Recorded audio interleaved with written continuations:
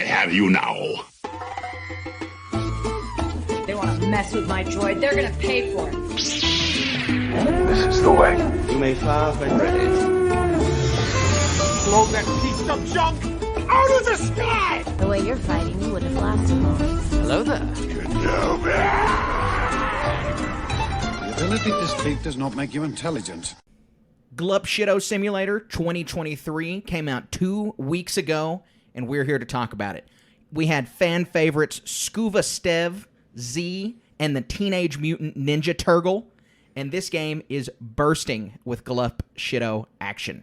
Obviously, I'm talking about Jedi Survivor, because we've been playing this game for the past 2 weeks, and we've gotten to sit with it, we've gotten to think about it, we've gotten to make sure that we have all of our thoughts right in a row like little ducks, and so we are super excited to dive into this episode. There's a reviewer who called this game the best Star Wars game since 2003, so the best Star Wars game in 20 years, and I don't really think they're wrong. This game was something really, really special. It ties into the Disney exciting New Republic saga that they're cooking up over in books and comic books. It kept the Empire really fresh and interesting, and it didn't lean on the time period too hard. We've got a lot of content in that time period, and so it was nice for us to get kind of a refreshing Imperial story right there. We had some direct connections to the Obi-Wan Kenobi TV show, and they continue to seamlessly weave Jedha into the Star Wars tapestry. We're going to talk about all of this and a lot more. We've got a lot going in this episode because we've got, I think, one of every segment we've ever done in this episode, except maybe Truly Wonderful. That's the only one we don't have on here.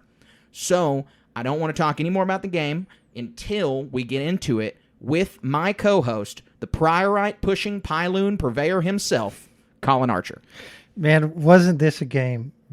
I'm most of the way through my second playthrough on a hard mode, but I knocked it out in a Saturday. Spent like 18 hours on it, sitting on my butt, and oh my goodness, this thing is beyond what I was expecting. Beyond. That's an understatement, and there's so much to cover in this thing.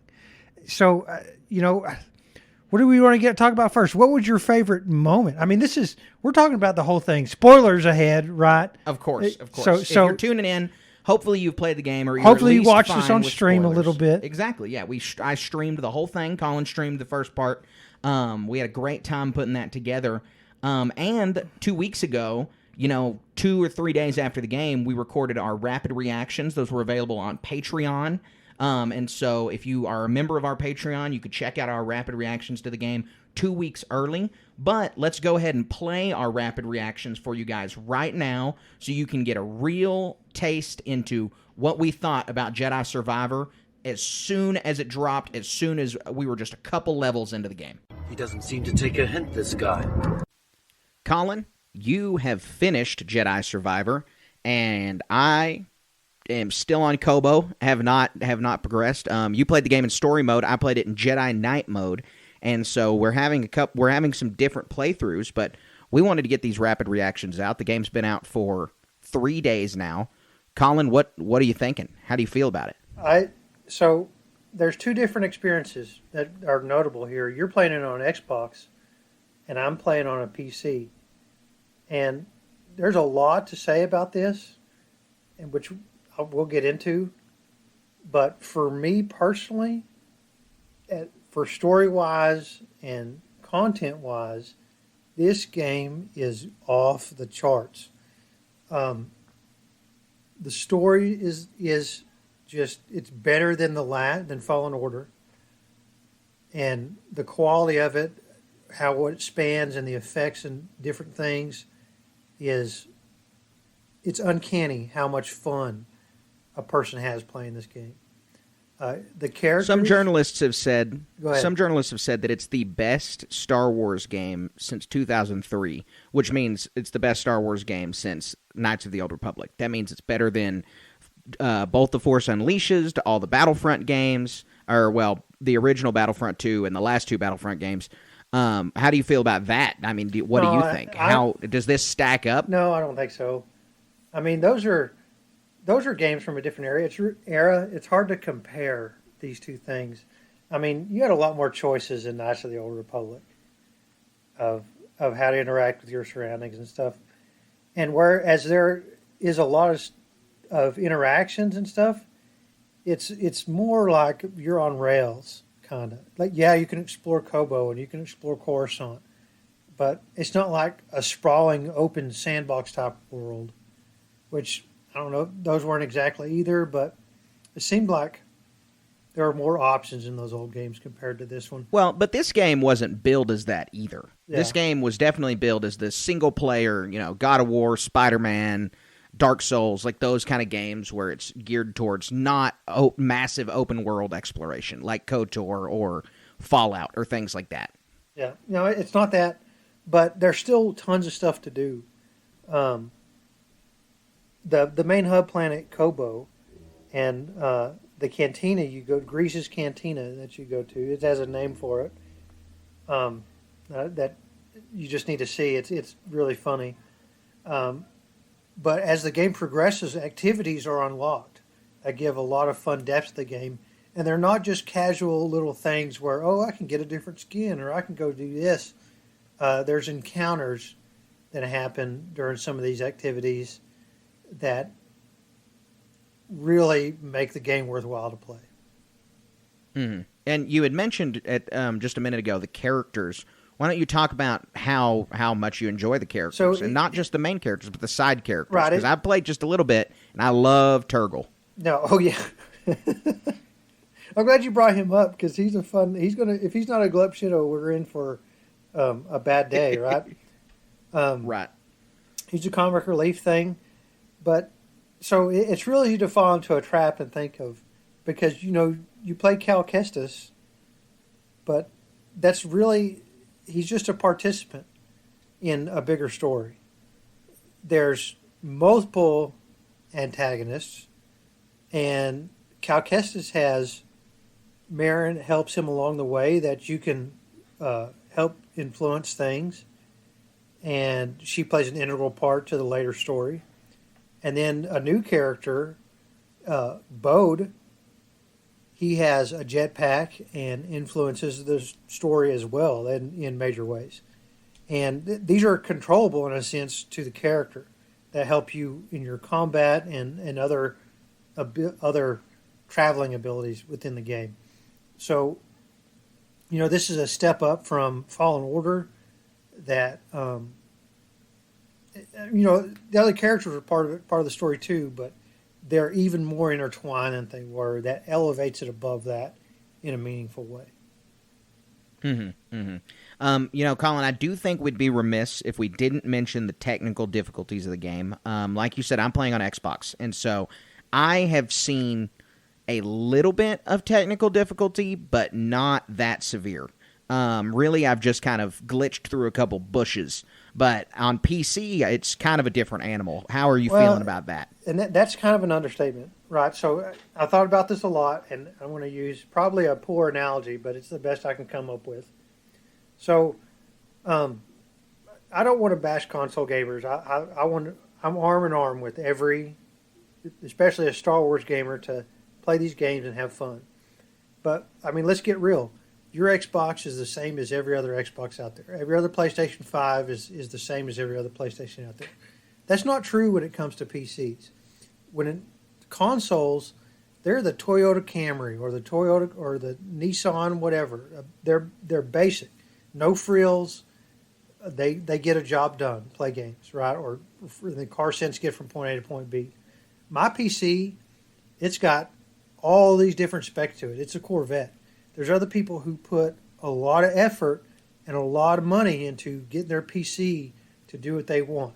They're driving the Lamborghinis and the Ferraris and the Bentleys of the PC world. And so think about this. If you just need to get to work every day, then a Toyota Camry is what you need, or a Jeep or a pickup truck, whatever.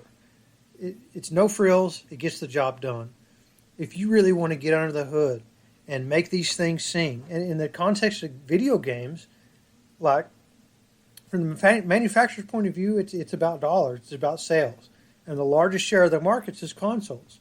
So that's where they're going to put their efforts.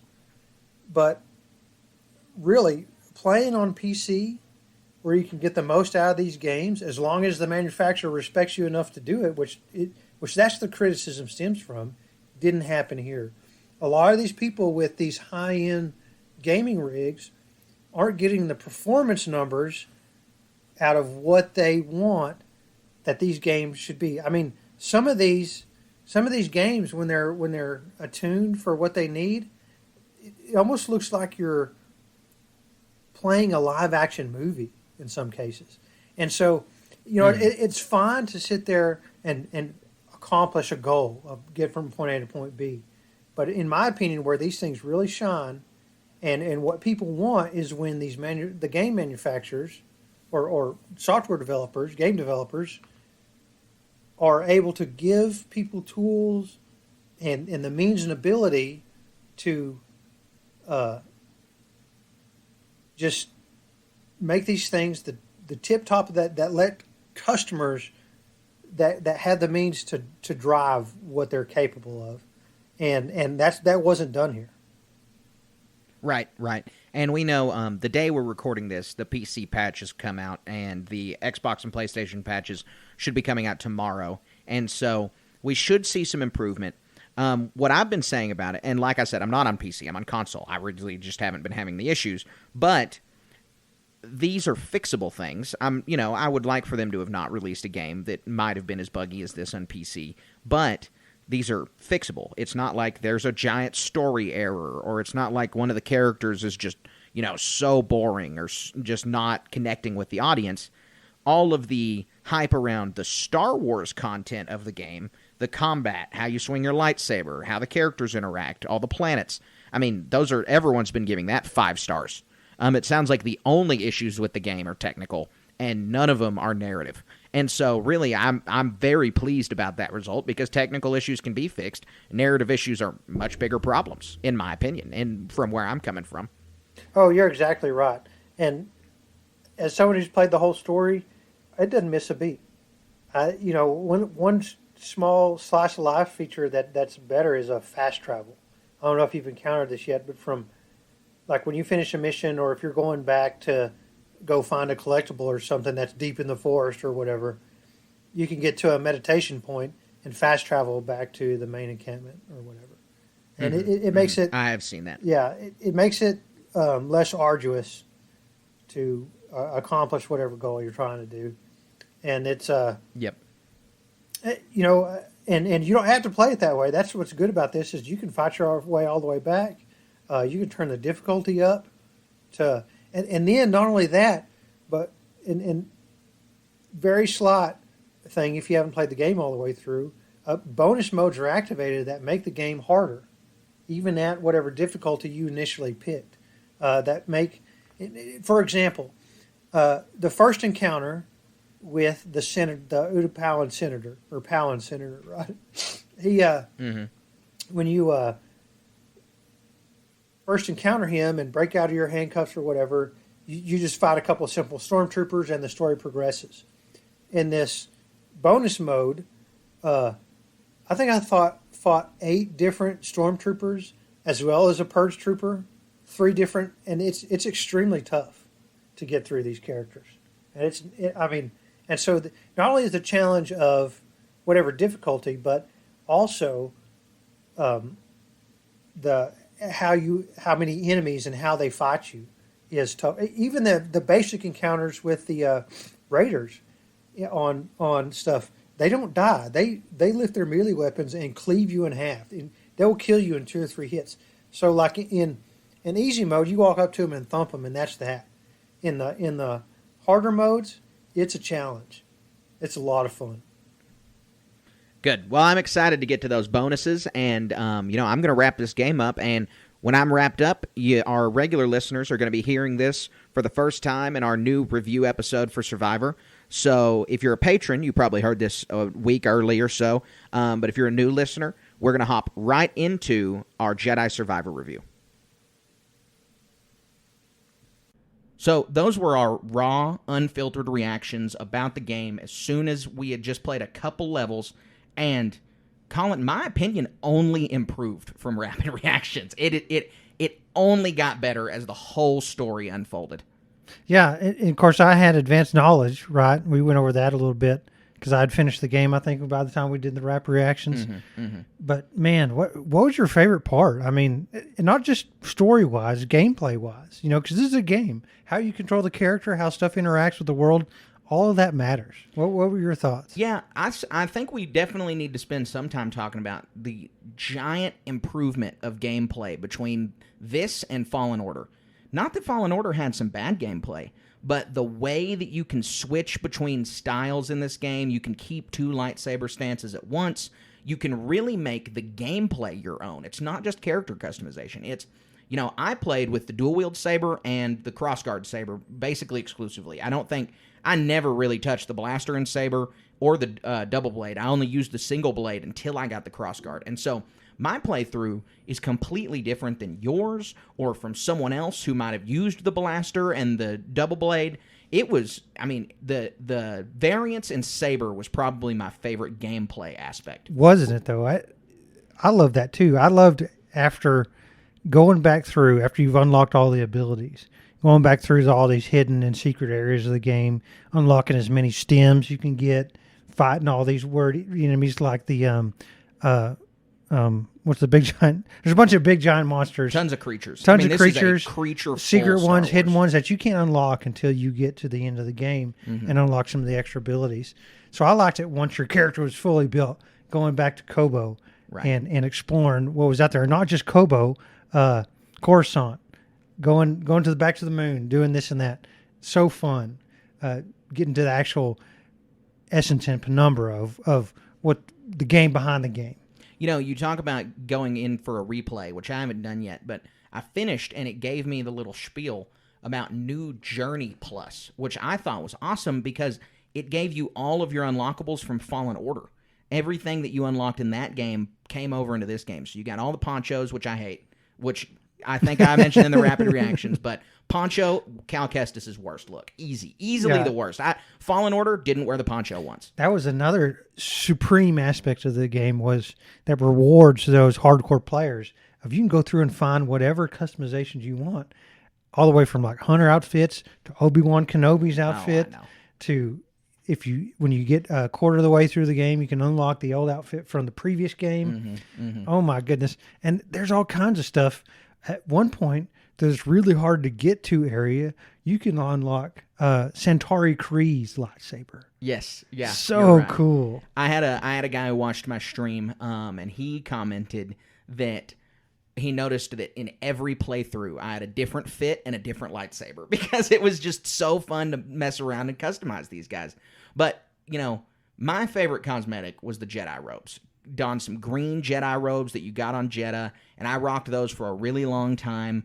And I really liked that. What do you think your favorite cosmetic was? I like I wore the Obi-Wan Kenobi outfit through most of my stuff.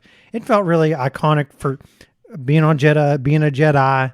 One of those coolest things is when you find the character Z. She's like, "You don't look much like a Jedi." Right. So I'm like, that kind of hit. That I took that personally. Yeah. So I'm like, I'm wearing some Jedi robes now. Yeah, I loved rocking the Jedi robes. It was fun. It felt thematic.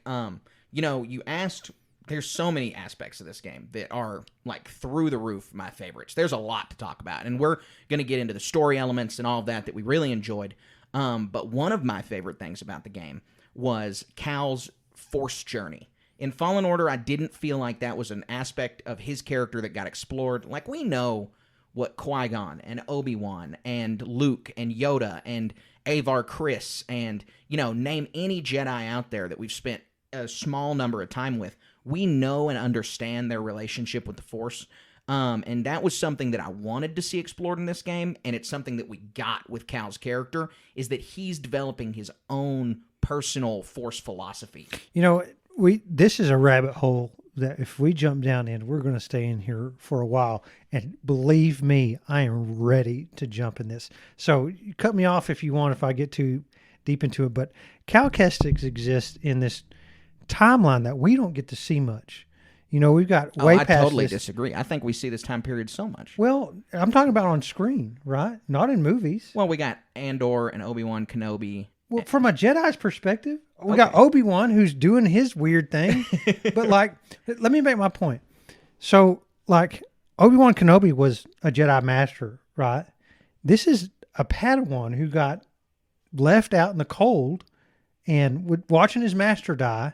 And then what he has is he comes across Seer and he comes across Grease and Marin. Well, I'm talking about Force perspectives. Oh, he comes across Seer and he comes across Trilla, right? So here are these light side and dark side influences. And like Obi-Wan Kenobi, like he first met Maul, right? That was their first introduction to a dark side user, well, that they knew of. But he faces a lot more challenges from a Force perspective that most other Jedi don't, except for maybe Anakin, right? And so he's been able to weather the storm. And as this story progresses, we got Master Cordova and the other sister, and what are some other? Dagan Gera corrupts a crystal right in front of him, right? That's such a huge deal when you start going down these conversations. How did that influence him and all this stuff? So, I mean, this almost reminds me of Ezra's journey, right? Because he had Maul playing on one side and Kanan playing on the other. So yeah, it does exist in some other stuff, but like here we get to control the character and feel like we make some choices as far as it goes. I remember there's one part, it's like, what did it say? We're embrace the dark side or something like that. Yeah, embrace the darkness. It's at embrace the very the darkness. last, I didn't press it on my first. I'm like, I'm not Did doing you that. Just die I just afterwards? died. Yeah, okay, that's what I thought. Because I was like, I don't want to press it. I'd like to stay a light side user, and then I was like, I think I'll die if I don't press it. And so I pressed it, and then I was like, I hope that this isn't like Force Unleashed 2. I just missed an alternate ending kind of thing. I think it's so we can have these conversations, right? Yeah. But yeah, I'm just like, I just died. I'm like, well, obviously I'm not going to let the game in there, so press the button. Wasn't really choice, but that's why we're here, right? And so, I understand there's more to it, like Anakin's choices, Vader or Ezra's choices. But this is a character we get to play, and like this is a 4-hour movie, right? That we get to play in across a few sittings, right? And so, being involved in these choices, seeing playing as Seer, wasn't that fun? Oh, yeah. Well, so playing as Seer was amazing, and I want to talk about that in a moment. But I want to bounce on to the point about Cal's Force philosophy that, we see, because a lot of people talked about the parallels between Cal's character and Kanan in Fallen Order, because, they were both Padawans during Order 66. They both had to flee. They both made it out. They both chose to hide themselves and cloister themselves off from the Force. Cal obviously has to access it a lot earlier, but through Kanan, we see the drive to become a master. We see the drive to rebuild the Jedi Order. We see the drive to train another Padawan. And that's not Cal's character. That's not what he cares about. Cal, as we know from Fallen Order and the Battlescar books and this game and the Battlescar book and this game, that Cal does not care much about rebuilding the Jedi. Cal does not care about Seer's archive. Cal is much more dedicated to throwing over the Empire to the point of obsession. And that's what makes Dagan Gera such an interesting character and juxtaposition with Cal is, we're playing the Star Wars RPG Edge of the Empire. And right now what we see in those games when you're creating a Jedi character is you need to give them a flaw. And their flaw could be love, like Anakin's flaw was, or, Ezra's flaw if he wants to be in control. Well, Cal's flaw is obsession, the same flaw that Dagan Gera has. They're obsessed about two completely different things, but you get to see Dagan Gera as a look in the mirror for Cal of if he is willing to go to the absolute limit to cessate his obsession, then he will fall to the dark side. And this is something that Cal realizes sort of by the end of the game, but I definitely think we're still going to see Cal dancing with the dark side in the third game. And we'll get into that much later in our Always in Motion segment, because we see Cal, like you said, he has all of these Force influences in his life. Trilla, Seer, Eno Cordova. Another one in his life is Marin. Yeah. Marin is a Force user. She is a dark side user, and they end the game with bring her to the light, which we don't know who her is. You know, there'll be people who are definitely going to speculate. Maybe that means Bode's daughter, Kata. Maybe she needs to be trained as a Jedi, and Cal becomes her master. The other interpretation is training Marin as a Jedi, bringing Marin to the light side, which is what I think is the case. But this relationship he has with Marin and her use of the dark side has almost seemed to have moved Cal in a direction to be more comfortable with this, be more comfortable with using his emotions, and not driving him to the dark side. I don't want to play at that because it's not an Asajj and Quinlan situation. It's much more of Cal and Marin are a yin and yang, and the way that some of Marin is bleeding into Cal, I think. And I think that that's what we're seeing, and I think that's what we're seeing with Cal on even some of his dialogue when you're just moving through the game, running around. He's talking about the way he feels the Force, and it changes a little bit from Fallen Order for us to, I think, see that Cal is much more conflicted, and he's moving too close to his obsession, too close to the dark side temptation. Right. Excellent points. I think to elaborate on mine just a little bit was in so many other Jedi and Force users, we see a clear path. You get found as a youngling, you're trained as a Padawan, you get assigned to a master, and someday you become a knight and a master yourself, right? Cal was on that path, but it was brutally interrupted. And so he spent a lot of time alone before he came across Seer. And that was what you would think is a master-Padawan relationship. We saw it up through the first game somewhat, but it's a strained one. It's not some textbook thing like most other people have. And then there's all these other influences that nobody else comes across. As Trilla, Vader, the other Inquisitors, Dagan Gera. And so like they're estranged at the start of this game. Seer, I mean, so it's an atypical thing. And I think what it leads to, like you said a little bit, is he cares more about his family. You know, Grease and Marin. I mean, like they have Marin and Cal start a relationship in this, and that's an antithesis of what a Jedi would do, right? Right. So,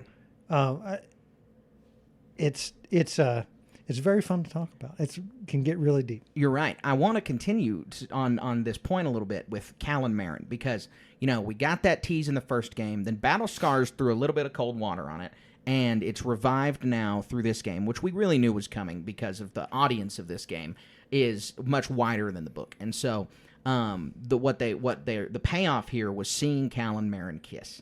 And so, you know, Cal falling to the dark side was pretty interesting. Not falling, he didn't fall, but Cal embracing the dark side was interesting because he has Marin in his ear, but she helps bring him back. Marin doesn't have like this. She is a dark side user. Night Sisters are dark side users, but she doesn't have some ulterior motive like a Sith Lord who's trying to find their new apprentice. She cares about Cal. She is a dark side user. She embraces her emotions, but she wants to see Cal not change. Cal is he's the happy-go-lucky lightsider in her life, and that's super important to her. And you notice throughout this game, Cal fights a lot of dark side users. He doesn't fight a Sith. He only fights for even Sith-like. He fights the Fifth Inquisitor, sister. the Ninth Sister. Ninth Sister. And so he fights Ninth Sister, and that's it. Other than that, it's all Dark Jedi and Marin. And so when you see Cal deal with these dark side users, none of them are saying, join me, come to the dark side. These guys are all dark side users, not because they're Sith, but because they're out for themselves for some random reason. And very angry. Yeah, exactly. They're upset. They're in pain. They're dark side users, but they're not Sith. They don't want Cal to come. And so Cal's fall to the dark side, or Cal's, flirtation with the dark side through this game is really a result of his obsession, like I had said earlier, but also his sense of betrayal that he felt from Bode, that he felt that he had trusted this guy for what we assume is so long because of their rapport at the beginning of the game, that Cal doesn't have someone whispering in his ear like Ezra with Maul, like Luke with the Emperor, like Anakin with the Emperor. He does not have this. Cal simply fell into this because of his compromised emotional state. Cal fell into this because of his personality and because of what has happened in his life, not because he has some tempter. And just to add to that, Bo, he didn't even try to get him to join him, did he? No, He just like, all right, you're dead. Yeah, he didn't try to get him to join the dark side. He was just like, let me leave. And then when he wouldn't let him leave, it was, I'm going to kill you. And so you're right. It was like that. To speak on Bode and Dagon Gera and Ravis and the ISB and such good villains. I mean, the whole game is just top-notch villains. The whole time. Ravis really, oh my gosh, what a good villain. I know. Imposing. There was that one scene where you're sneaking through the walls and he reaches through and snatches Cal up. I jumped out of my chair, man. It's like, oh my gosh.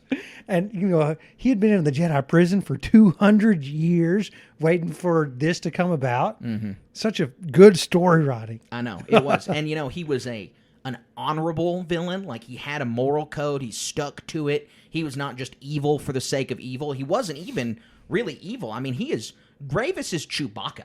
I mean, Ravis is literally has a life debt to Dagon Gera. Dagon Gera says, all right, this is what we're doing. And Ravis is, I will follow you to the end, because that is what he believes. I mean, he feels like he is being honorable by doing that.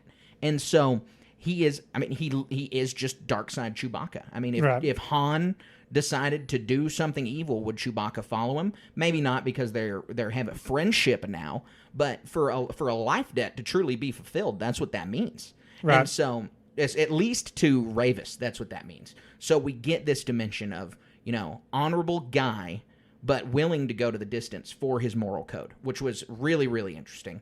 I had in my notes that Dagon felt like a one-dimensional villain, because at first, and I was taking these notes throughout the game, so, wherever I took this note, I hadn't gotten to sit down and think enough about Dagon yet. It was before the final fight, because I still think that Dagon may have felt like a one-dimensional character, because he is only driven about that obsession with Tanalorr. We don't learn. I mean, we understand his relationship with Centauri, and we understand, that he rebelled against the High Republic Jedi and yada, yada, yada.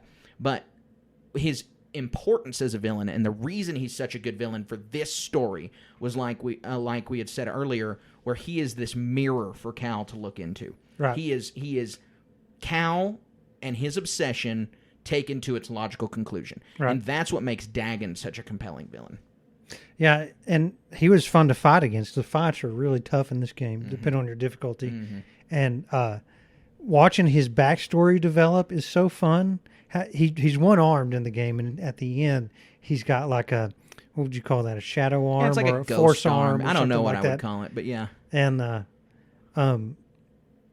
think you said it better. I don't know if there's much I can add to it. It's, given the implications of the game of finding Tanalorr and him being the one to find it, the Jedi Order not seeing his way, all this other stuff, it's really sad in a sense, but he just like turned his back on that. I mean, I don't know what the big deal is, in a sense of like, maybe there's something about Tanalorr that corrupts you somehow, I guess we're going to have a good discussion about that.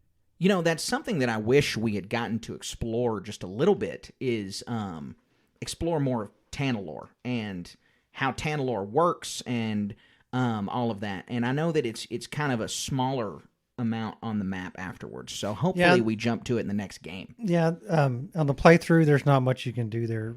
In the next game, I hope so too. Gosh, that'd be fun to work off of a base there. Tanalorr meant so much to people to dig in this thing. It was weird. It was, they were super obsessed with Tanalorr, and we've already said, how much his obsession is mirroring Cal's obsession with the Empire, right. How much this is playing into it. But it's, it's why I wrote down Dagon as a one-dimensional villain, and it's why I go back on that statement now, in that he really he cared so much, and he was such a good opposite to Cal. But he's not the only great villain in this game, by a long margin. I mean, there's some awesome villains in this game. You talk about Dagon and Ravis, but we also have Bode and the Senator, and we have the ISB itself. All of these gears running together. Super cool. Yeah, the Senator, that was a fun fight at the start, wasn't it? Yeah. I mean, and it's different on easy mode, or not easy mode, regular mode versus new Journey Plus. You fight totally different enemies at that very first. I think when you first start, you're fighting a couple of stormtroopers, and you fight waves of them, and not just the ones with the shield that they don't die easy. And then like 2 purge troopers and 2 shield guys at the same time. That new Journey Plus, you got to go back and play through it that way and equip the warrior perk that makes it a different encounter each time. Makes it so much fun. That's what I want. I mean, like I said, I finished last night. I cannot wait to go back and play all of these awesome elements. I mean, there's so much to do. All the rumors, all the bounty quests, everything is out there. The galaxy is my oyster. I cannot wait to tackle all of these quests again. Yeah. There's just so much to do. And given that, I mean, there's so many different places you can go. What was your favorite planet? Oh, okay. So the 2 planets you spend the most time on, I have a lot to talk about related to them because we do so much on Kobo, and it is so massive. And I fell in love with Kobo almost immediately. I think it's a top 5 Star Wars planet for me now because it is Texas planet. Texas Star planet. Wars. I mean, it's got people who sound like us. The first character you meet on there is Mosey. Yeah, exactly. And she sounds like me. Exactly. It's full of characters that sound like that. It is this awesome and engaging place. The topography is cool. You can explore so much of it, and there's other stuff going on. Reminds me of like walking around down in Palador Canyon or something like that. Yeah, it is. Got the lighthouse and all this other stuff. And one thing I'll say though is like one of the other characters you meet and talk to a bunch is Cage, the bounty hunter, and she sounds Australian, like distinctly, right? So. You pin me down, it's going to be Texas planet for sure. But you could also say that it's a new frontier planet almost. You got the one saloon and the kind of like the one street almost, and the guys in their boots with the hayseed in their mouth or whatever. And it's Ramblers Reach total Old West town. Yeah, total Old West. Yep. It's got a really good vibe. All of Kobo is super fun to explore, and it's they need to take out a billboard on the hyperlane that says Glup Shitto, capital of the galaxy, because it is full of them. We talked I said at the beginning of the podcast, we've got Scuva Stev, we've got Z, we've got Turgle. Yes. We've got all of the Glup Shittos The internet here. fan favorite. He was in that second trailer, and Cal comes to his rescue from Ravis, no doubt. That's the first interaction you have with Ravis. Is so scary because he's imposing, and Turtle's this Muppet-looking guy. Right. He fits really well. I mean, he's like, they designed a few new aliens. Scuba Stev is new. There's a few other people. They fit whoever designed the aliens for Survivor did a very good job of making them feel like they're Star Wars aliens.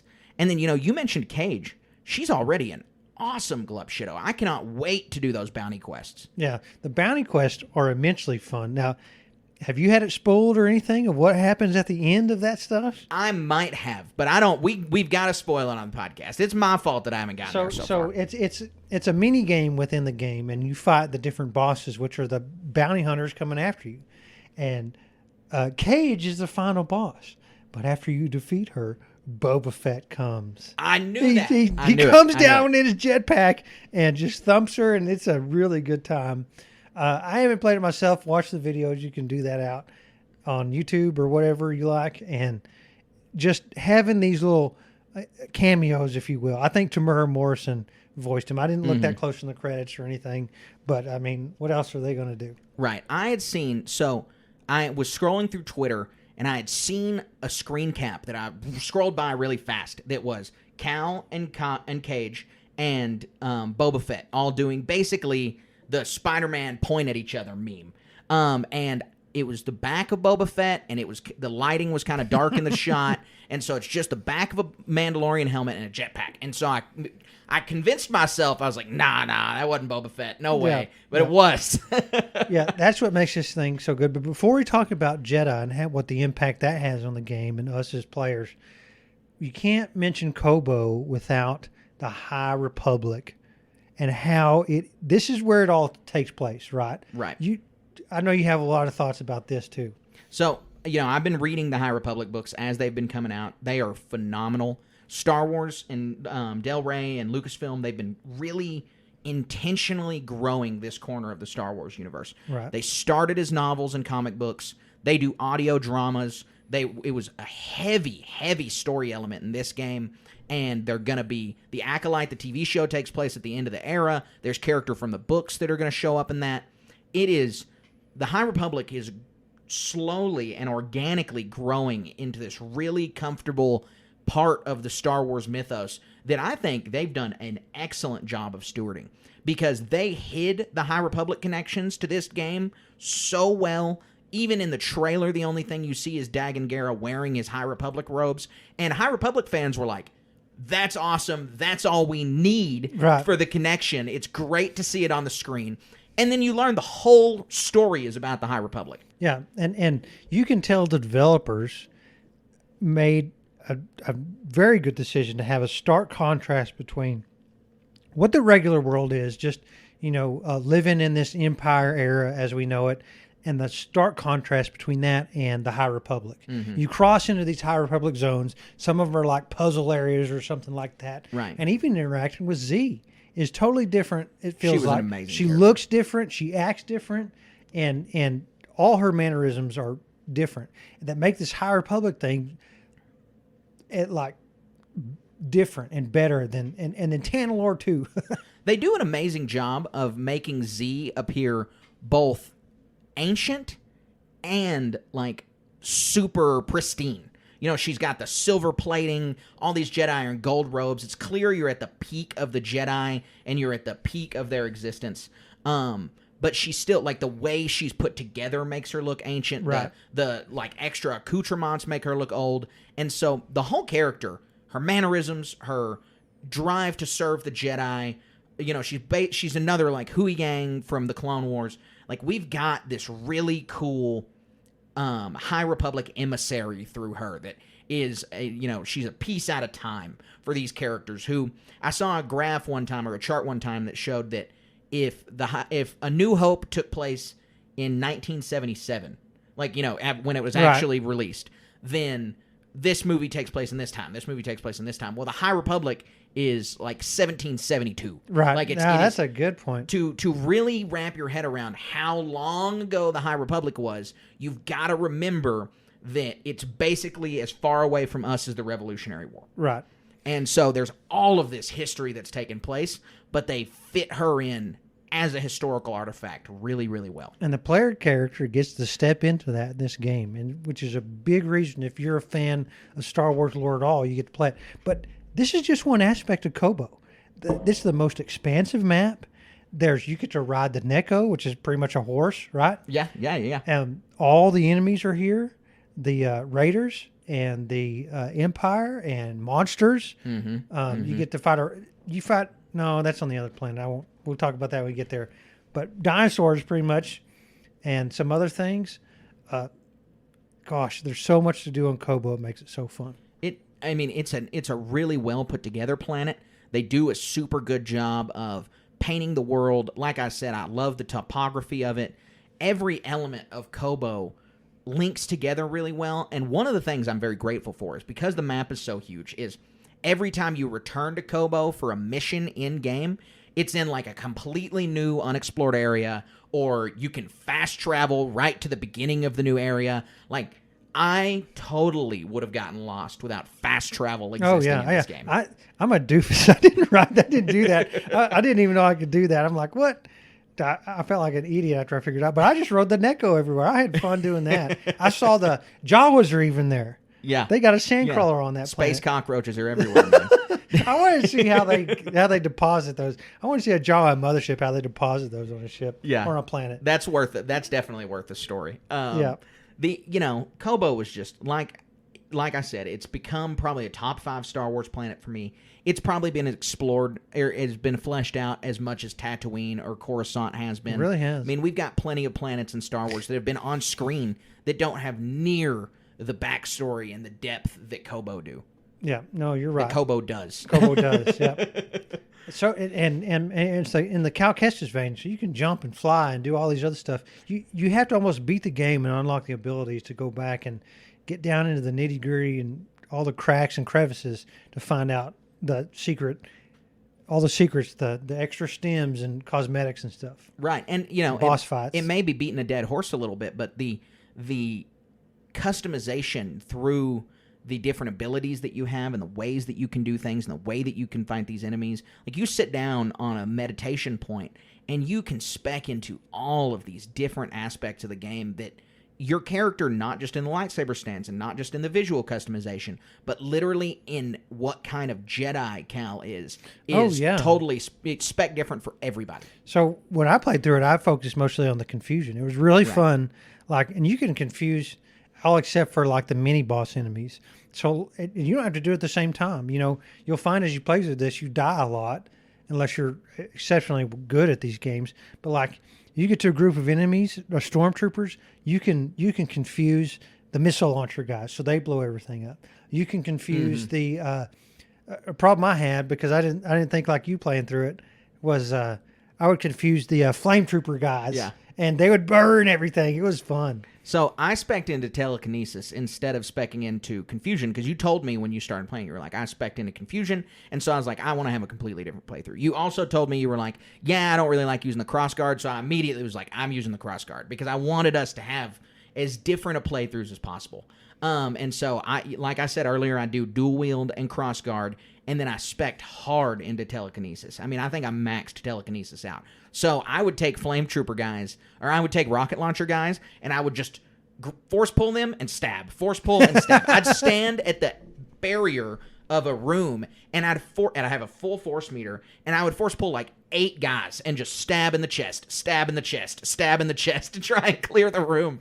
And it was a lot of fun. It was a really good way, and I like that our playthroughs were so variable just on those aspects alone. And I don't think you answered, what were your lightsaber stances? I swapped between, especially at the start of the game, I really liked the double-bladed lightsaber. Mm-hmm. And so I did that one a bunch at the start until I did the cross guard. I've done the two-handed, one in each hand saber stance. But the one I had the most fun with was one of the newer ones, was the blaster and the lightsaber. And like, there were some enemies, like I think the one with the giant hammer, the mini boss, that you just had such trouble with. Well, you could walk up, hit him a few times, jump back and shoot him. Yeah. I didn't use the blaster and the lightsaber, and honestly, it feels like cheating. I feel like through my next playthrough, I'll do that. I think I'm going to change up my stances, because I'm just, I played the whole game crossguard dual wield. It was super fun because dual wield's good for area control, and crossguard is obviously good for boss fights. And now I want to try something else, and I'm able to do that. That's what makes the game so fun. Is not only do you get to pick what saber, but you can spec into different abilities that these sabers have. One of the things that the crossguard has that no one has is you jump your character in the air, and I think you use a force thing or land, and it shoots not a beam but like a ground effect. And Bode does this to you in the last fight. Yeah. It takes their guard down a little bit, does some damage, and takes them off guard, so you can run up and whack them a couple of times and get an advantage that way. It's a lot, but that's just one minor thing. Yeah. There's so much you can do. Did you ever find yourself... I watched a couple people do playthroughs, and I didn't do this. And it's basically because I'm not as big of a gamer, and so I'm not as quick as some other people. I would see people combo by switching their lightsaber stances mid-fight. Like, not just... Because the way I handled Bode at the end is he's the main boss. Is the first 2 of the third, so it's broken into 3 chunks that you got to fight him. First 2 fights, it's dual wield for me because you got to fight him really quick, and then he switches up his stance to be a lot more heavy and lethargic and stronger, and so I switched to the crossguard for that one. And so but I didn't switch mid-fight. Like, I didn't strike with one, switch to a new thing to strike again. Were you able to do that? I'm not smart enough to do that. So one thing that I heard a lot of people use to big advantage was with the dual wield, the basic force ability that comes with it is like a block. Yeah. And I think if you spec into it a little better, one of the mechanics is whoever you're fighting will glow red, and that's like a force ability, would mean an unblockable maneuver. And supposedly with that dual wield, if you have it spec'd out, will block that unblockable maneuver or something. Whoa, I see. I didn't spec that far into it. Yeah, well, I mean, I could be wrong. I'm not the most high-minded gamer when it comes to this stuff. But, like, think about some of these really tough fights that you had where that block would disrupt an enemy, and then you switch to the cross guard and just really... When I did a dual-wield fight, I found I had to put in a lot more effort than composed to a cross guard fight that did a lot more damage. Sure. Yeah. Well, see, the thing about the cross guard was, I mean, some of these enemies you could, and obviously the regular stormtrooper, the gun, you can one-shot them with any lightsaber. But some of the enemies that were like, I'm trying to remember, some of the melee guys or the shooting purge troopers, they're like one hit with the cross guard saber. Yep. If you can just block one strike and then time into your Y, it's what it is on Xbox. I don't even know what I would call it, what you would call the move. But if you could time into your Y, you just immediately force ability. Yep. Sure. Yeah. Your force ability. Yep. And then all the other mechanics, like we said, telekinesis, confusion. One of the built-in things is a time slow. Yeah. And so you can enhance the duration. I didn't of that. expect that one at all. Yeah, it makes such a huge difference on large groups of enemies. Because especially in a bunch of stormtroopers that die with one hit, you're just walking up to them, whack, whack, right. whack, whack, and it's such a fun thing. It makes you feel like a superhero or something almost. Yeah, I gotcha. So your question about planets, I want to go to the next planet. We can't skip that. But I do want to mention the last thing about Kobo is I really liked in Fallen Order the garden that you could plant on the Mantis. Yes. This one with the rooftop garden over Pyloon Saloon, sweet. I mean, it was super cool. And this really made me want like a Star Wars game that's got a Minecraft vibe. Yeah. Not building things, like the relaxing vibe of Minecraft. What am I trying? Stardew Valley. Yes. There needs to be a Stardew Valley Star Wars game because you're just hanging out, you're just planting crops, you're not worried about the wider conflict. You're just on Kobo planting in the garden. So Kathleen Kennedy, we know you listen to this. You're sleeping on these things. Right. Make this and give Carter the credit. All of our dedicated listeners at Lucasfilm and Respawn and everyone else heed this. So the next planet we've got to talk about, it deserves just as much talk as Kobo, and it's not a new planet. Not a new planet. It's an old planet. It's a 10-year-old. It's almost a 10-year-old planet. JEDI. So this one, I played through the game before you did, and I texted you as soon as I got to JEDI. I don't remember what I said exactly, but how far are you along? I want to talk about this. I mean, because we had no idea.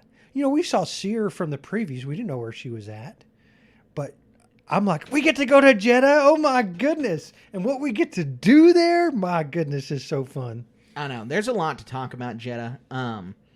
It was like, so I likened it to the High Republic zones were the puzzly parts, like Zepho in the original game.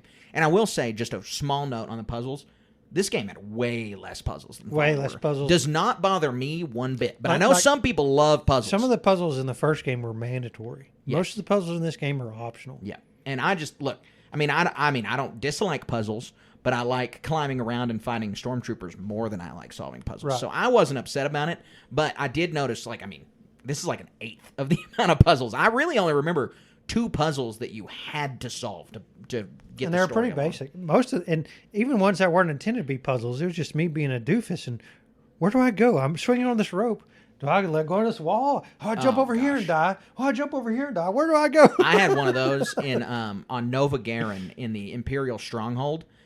Took me forever. I mean, it was like right before the end of the game, and I can tell the end of the game is near, and it's like Monday night, and I'm like, we record on Wednesday. I've got to have this game done. I'm not looking up a guide, and I'm just all over, no enemies in sight, running around this whole map, just pressing all kinds of buttons, and I finally catch a blue light out of the corner of my eye, and I'm like, oh, I got to force pull this thing. Yeah, I'm a doofus. It took forever. Been there the whole time. Yep. But JEDI had a lot of travel, and like one of the it was puzzle big things, Uncharted vibes. Yeah.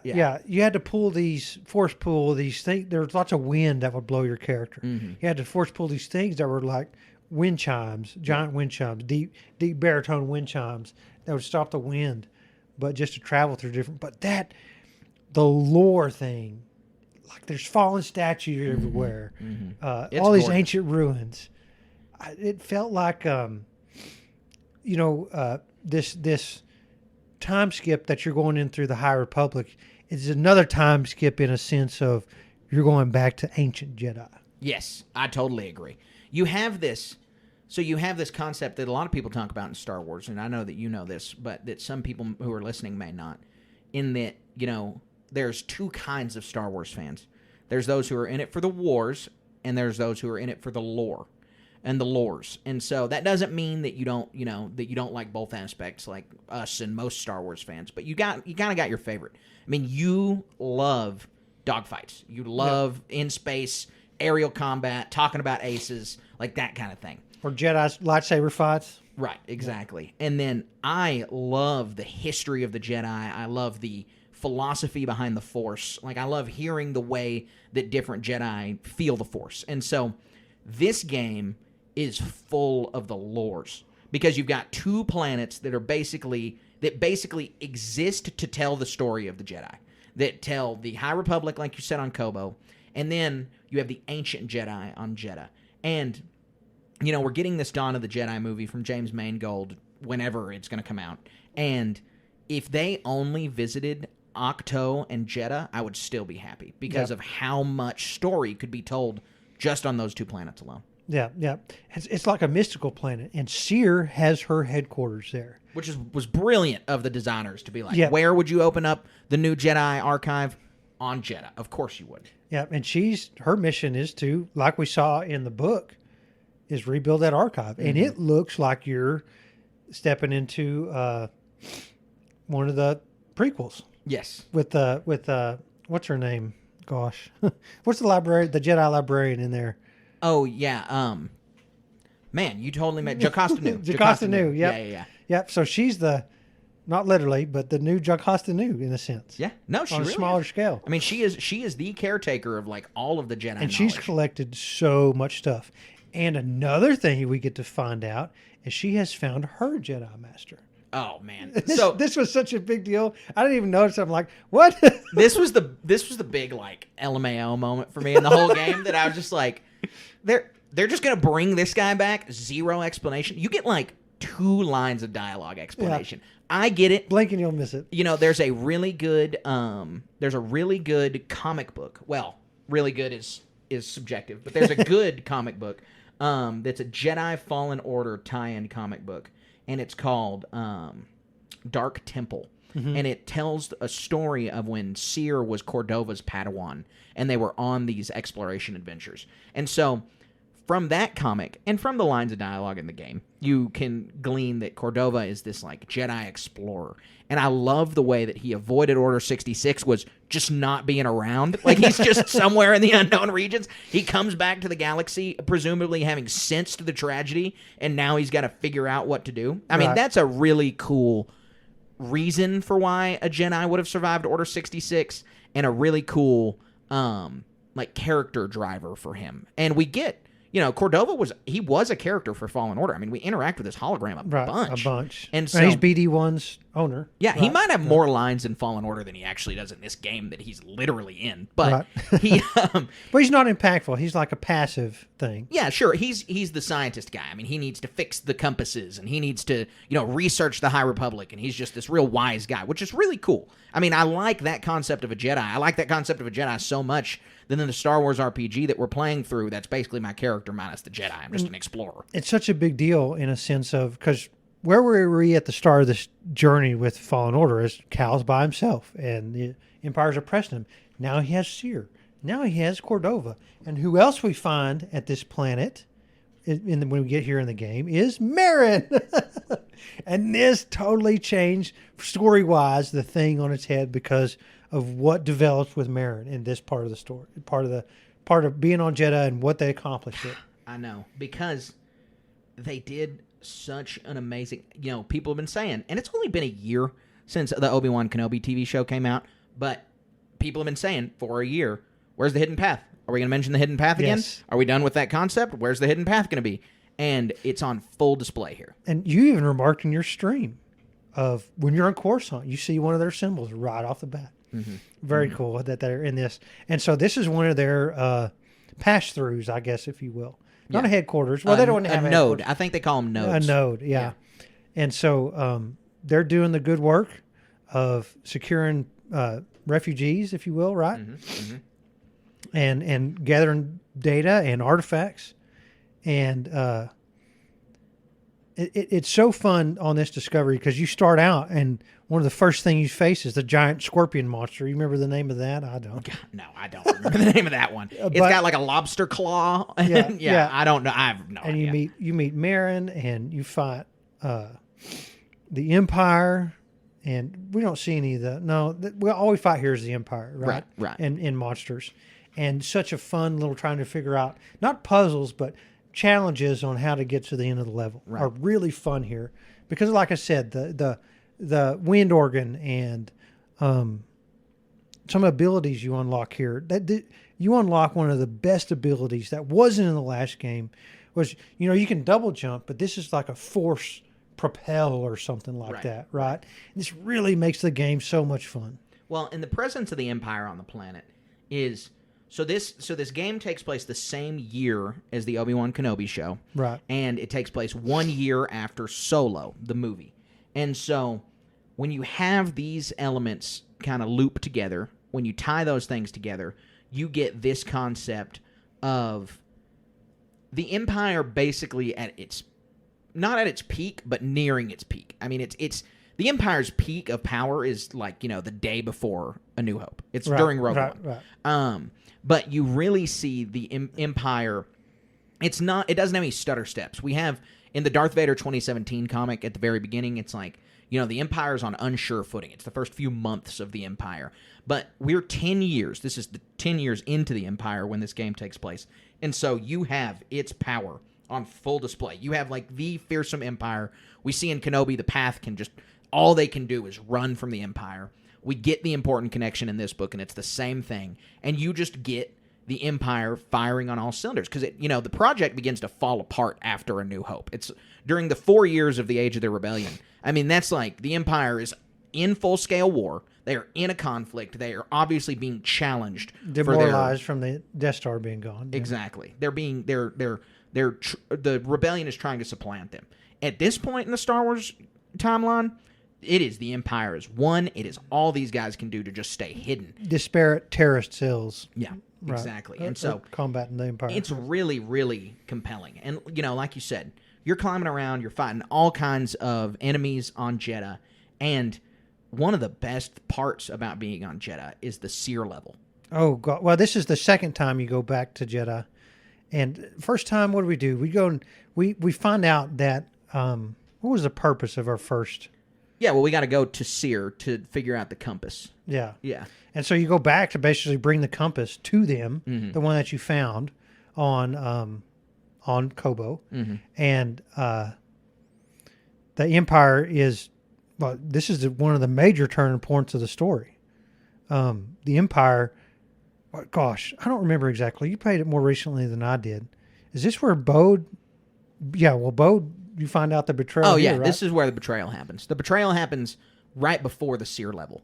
Okay. Because the reason that Cal's not there with Seer when the Empire invades is because she is, or because he's pursuing Bode, and you're having the speeder chase. Right. And during the speeder chase is when you get the climax of the Seer level, which is the fight with Vader.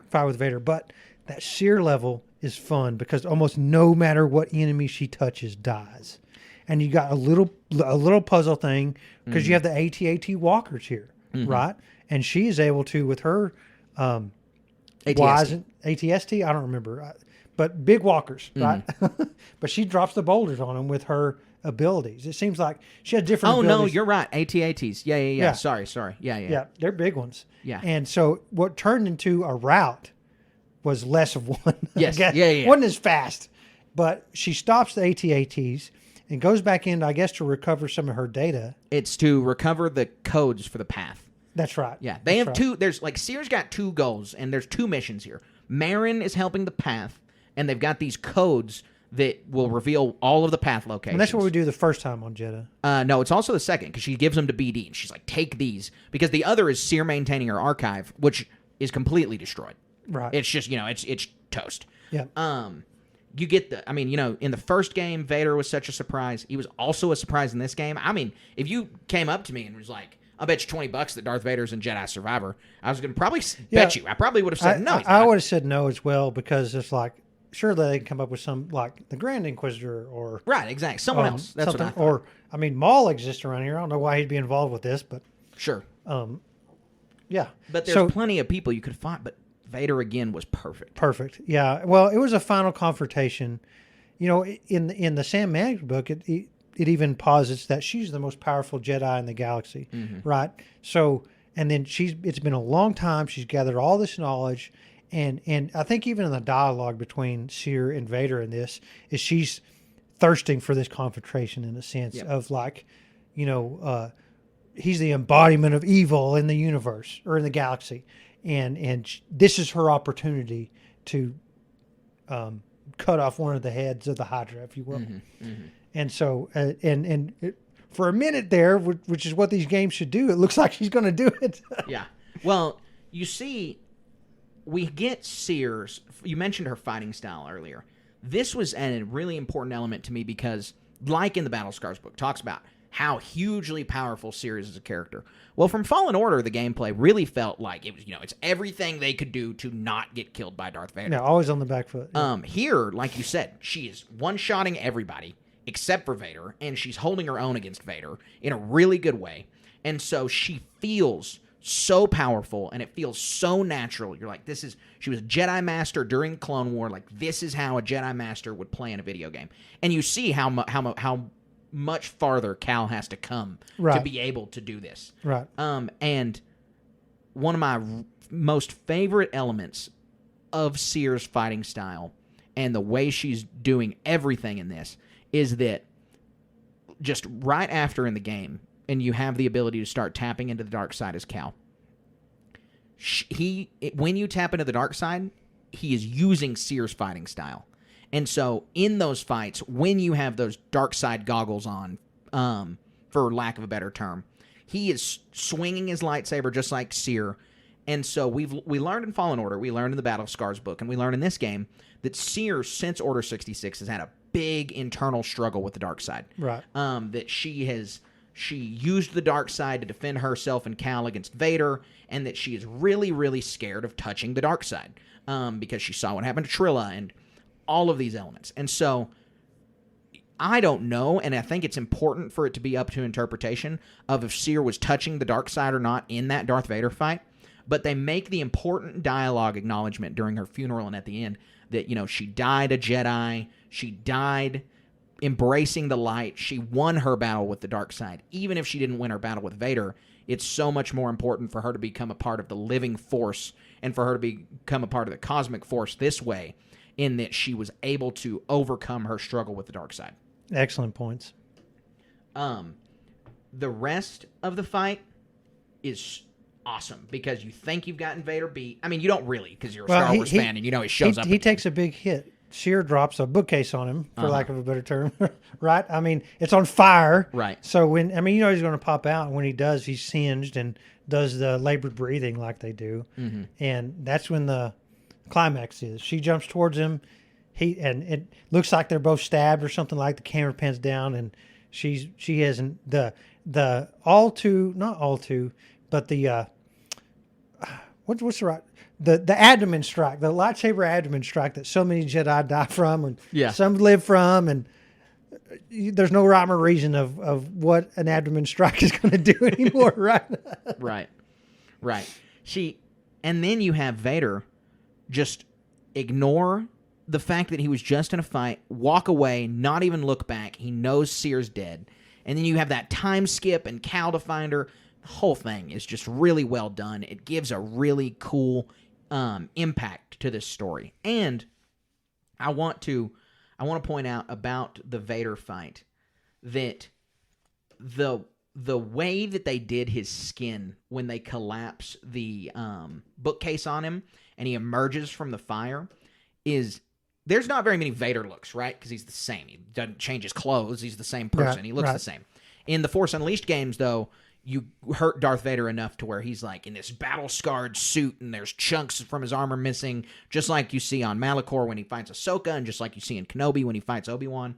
And so this is like a new alt skin Vader. The like lava-burned Vader suit, it looked great. And I'm happy they didn't go with the battle-damaged Vader suit just because we've seen it before. They got creative, and it paid off with another cool singed cape Vader look. I mean, it just looked really nice. I would think Vader would have a little bit more resistance to fire damage given his past. Yeah.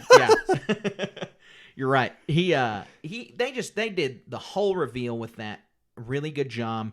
Seer's character passing away here was important for Cal.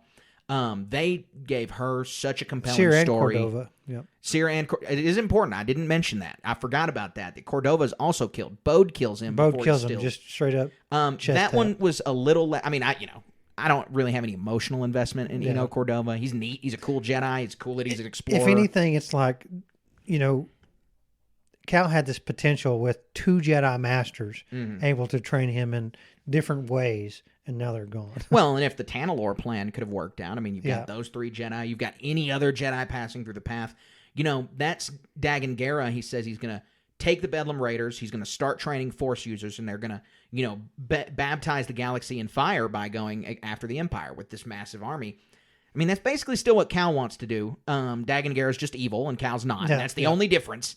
And so his ability to do that, if the plan would have worked out, which we knew it wasn't going to because it's a story. I mean, they've got to have trials. And so that would have been it would have been too cool for it to have happened that those 2 Jedi got to survive. And their deaths were impactful, or Seer's death was impactful enough. I will not say that Cordova's death was that impactful, but also it's because, a character we just learned is alive just died. Yeah. It's not really, it wasn't that big of a, you don't have any kind of emotional sticking points with Eno. Not a book, not 2 games, all this other stuff.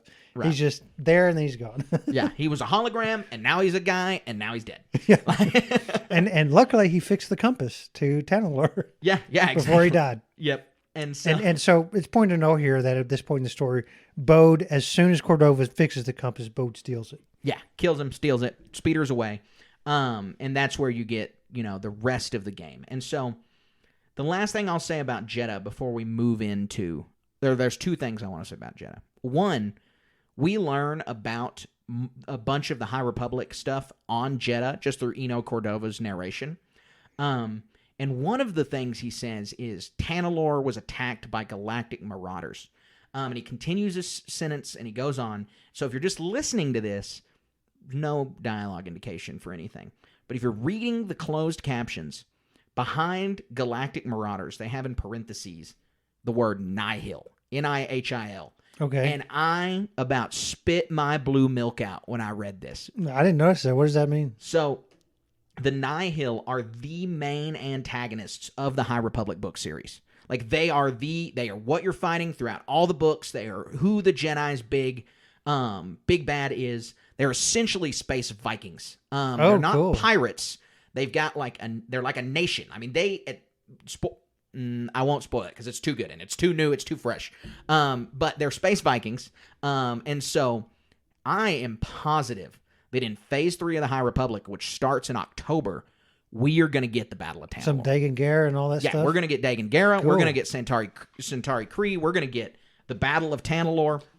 I think all of this is coming. And Centauri Kree doesn't face her end in this game, so maybe that'll continue in that. Yes, exactly. I'm certain she'll be.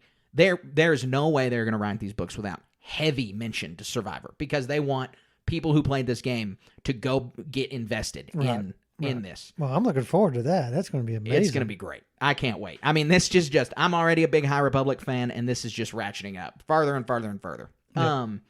The only other thing I'll say about Jedha before we move on to talking about kind of the end of the game and where it left us is that Lucasfilm has done an amazing job with Jedha over the past, I don't know, what is 2023, 7 years.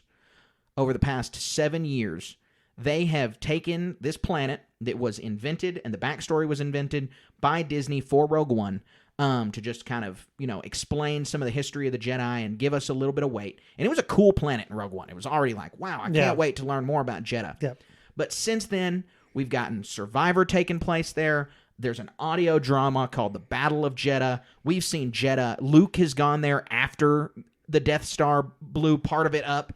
We have seen Jedha in so many capacities now that Disney has given us a brand new thing in Jedha and weaved it so much into the Star Wars tapestry. High quality story. That it's got, we have Ossus, and we have Ilum, and we have Tython, and we have all these planets important to the history of the Jedi.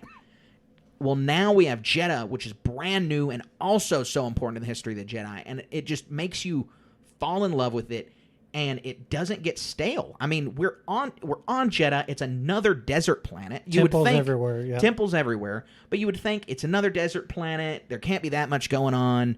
It's probably not that interesting. That's just absolutely not true. But every story they tell with Jedha in it is fresh.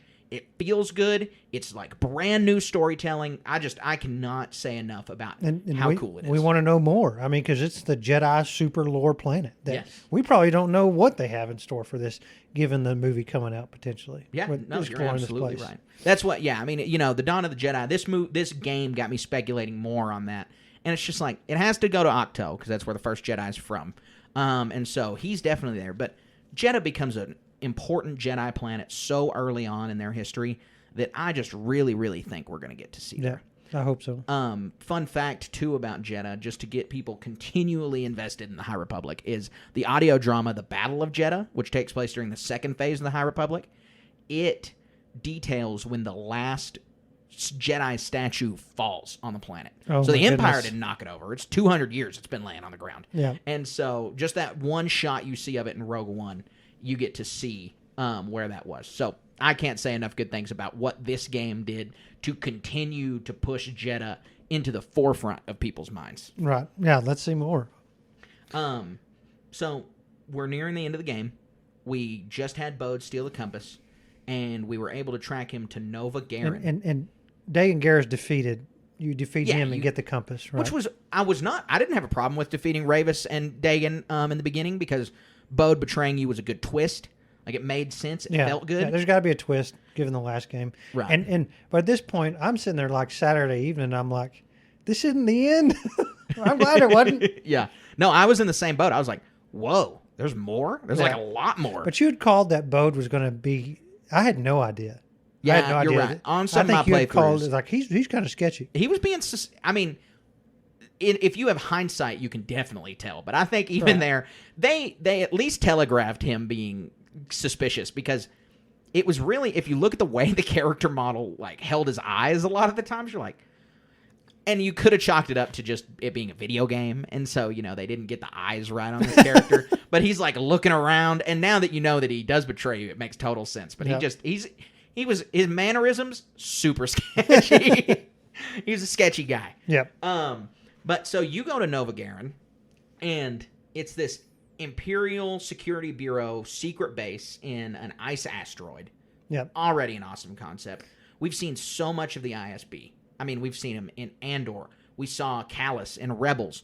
We see so much of the ISB, but they don't get old as villains. They are so interesting. I mean, Empire CIA is so cool. There's a lot of screenshots online of Cal in the officer's uniform. And so this is a real fun level because it's a little bit of, you just don't go in and beat everything up. You kind of sneak in a little bit. Yep. And who was the ISB officer's name? Lank Denvik was his name. Lank Denvik. So yeah, you steal his uniform. And what a lot of people have done is gone through and, because in typical Star Wars fashion, these scruffy looking bearded weirdos pass like legitimately for Imperial officers for some reason. So all the stormtroopers and purge troopers and other officers are just like, oh, hey, what's up? They're cleaning out the fridge on the weekend. You better get everything out of there. Right. No, right. That's not a literal conversation, but that's what happens at my work. I mean, that's basically what it's like. And but there's a lot of people who've gone through and had there's a lot of Easter eggs here of Cal walking through as this Imperial officer having conversations. But another thing I'll mention I don't say it's weird per se, but maybe it's something that happens in all of fiction. and Star Wars especially. You know, I'm listening to a bunch of different audiobooks, and stormtroopers, they wear helmets, and that means they're faceless. They die without a thought or care, and you know, depending on what your politics are or anything like that, you know, these are people. They have families, right? Well, until you get to this ISB officer who's arguably one of the worst people in all of the galaxy, Cal leaves him alive. You know, he's at this point in the game, you have killed between hundreds and thousands of stormtroopers, just wantonly and in some cases effortlessly. Like there's so many instances where you'll walk to a stormtrooper and force push him off into an abyss without a care in the world. And this guy, you just basically thump him on the head, and I was so happy that was the result, though, because you can see, I mean, you know, Cal's slipping so far into the dark side, and he's embracing these dark feelings that I was so happy he didn't kill him, because that is, you know, that's what a Jedi needs to do. Obviously, for the sake of video game, you have to be able to kill all of these guys, but this character, I mean, you know, he's not armed, he's just some old man. Like, not killing him was, one, the Jedi thing to do, and two, and like he said, he's just going to die to Darth Vader anyway. I mean, he's dead regardless. It's a fun discussion to have, but it would be very tempting to take care of the problem right then and there. Yeah, no, it absolutely would. And then this is another really good scenes here, because you're not just dealing with Bode, right? You're dealing with his daughter. His daughter, Kata. Kata, oh yeah, like a karate move, right? Karate dance, kata. I have no idea. And in karate, you do different. It's a dance pretty much, and I'm going to get crucified for. But it's like a sequence of moves. It's called a kata. So maybe there's some meaning to that name. I don't know, but like this is a very young child who's lost her mom, and it's and then she doesn't know it. She's fixing to lose her dad. Right. You see when when he meets Kata for the first time and he goes into Bode's quarters, some really, really good foreshadowing that I really liked is sitting in the middle of Bode's room is this just like white sphere, but the way the light reflects on it makes it look like the Death Star. Yeah, it looks really cool. And so it's speaking to the fact that if all of these good people are out for themselves, because, I mean, Bode started as a Jedi. We learned that Bode used to be a Jedi before Order 66. And that he was doing, like, you know, espionage work for the Order during the Clone War. And so he used those skills to hide himself. And it just shows that if all these good people are willing to lay down, or if all these good people are going to go out for themselves, that the result is the Death Star. That what you're going to get is this just giant empire. That symbol is this massive planet-killing battle station. And so it was just that little part really got me. But it's such a weird concept to see a child on an Imperial base like this. And like, obviously he had free reign, but like, who was taking care of this kid while he was out doing this month-long expedition with Cal Kestis? That's a silly question, but seriously, I mean, was she going to school? Right. I am curious on how Saw's rebels are going to get relayed the information that Bode was a spy and they need to pick up from wherever they were and yada, yada, yada. Yeah. I mean, because it's not like Bode was just in with Cal. He was planted with Saw Gerrera's guys. That's how they met in the first place. And this is another huge implication in that, you know, if Bode was a Force user, which he was, that's not a right question, but since he's a Force user, is Kata a Force user? Yes, and that's important. And we'll get into that here in just a minute, No Ways in Motion. Okay. The last couple things I want to say about the game itself is you get to the end fight on Tanalorr with Bode. It's building up. You know, you only have to fight the enemies on Nova Garen. You get to Tanalorr, and it's just boss fight. It's boss fight planet. And so you go straight up, and you get this super challenging boss fight with Bode. Yeah, it was fun, even the story mode. You can't slouch on that. Right. And so you go through, and it has the 3 stages. You work with Marin just during the first stage. The other 2 are just up to you. And I struggled. I mean, it probably took me 2 hours to beat it at Jedi Knight level. You did well, though, on the stream. I couldn't do it. Well, I appreciate it. But it was just really fun. It was a good fight. And the end, the way it leaves you is important, because Bode was not going to give up. They gave him so many opportunities to give up, to quit, And they don't even do the say, Jedi thing. Yeah, to stay on Tanalorr and just let other people also be here. Right. And he's just not having it, and they got to kill him. I'll say one of my small criticisms about it, and this is maybe a criticism or maybe on purpose, but the blaster execution was not the Jedi way. That was not a Jedi move from Cal whatsoever. Yeah, no, I agree.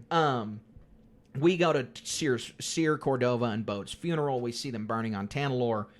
We get the important moments between Cal and Marin. And then there at the end, we get that really awesome Force vision of Cal is obviously conflicted. You see, he sits there for a whole day staring at the Force pike. The way the lighting changes, there's a real deep red wash over his face. Right. You can tell that Cal is struggling with the dark side. And then he gets this vision of Seer. It's not a Force ghost.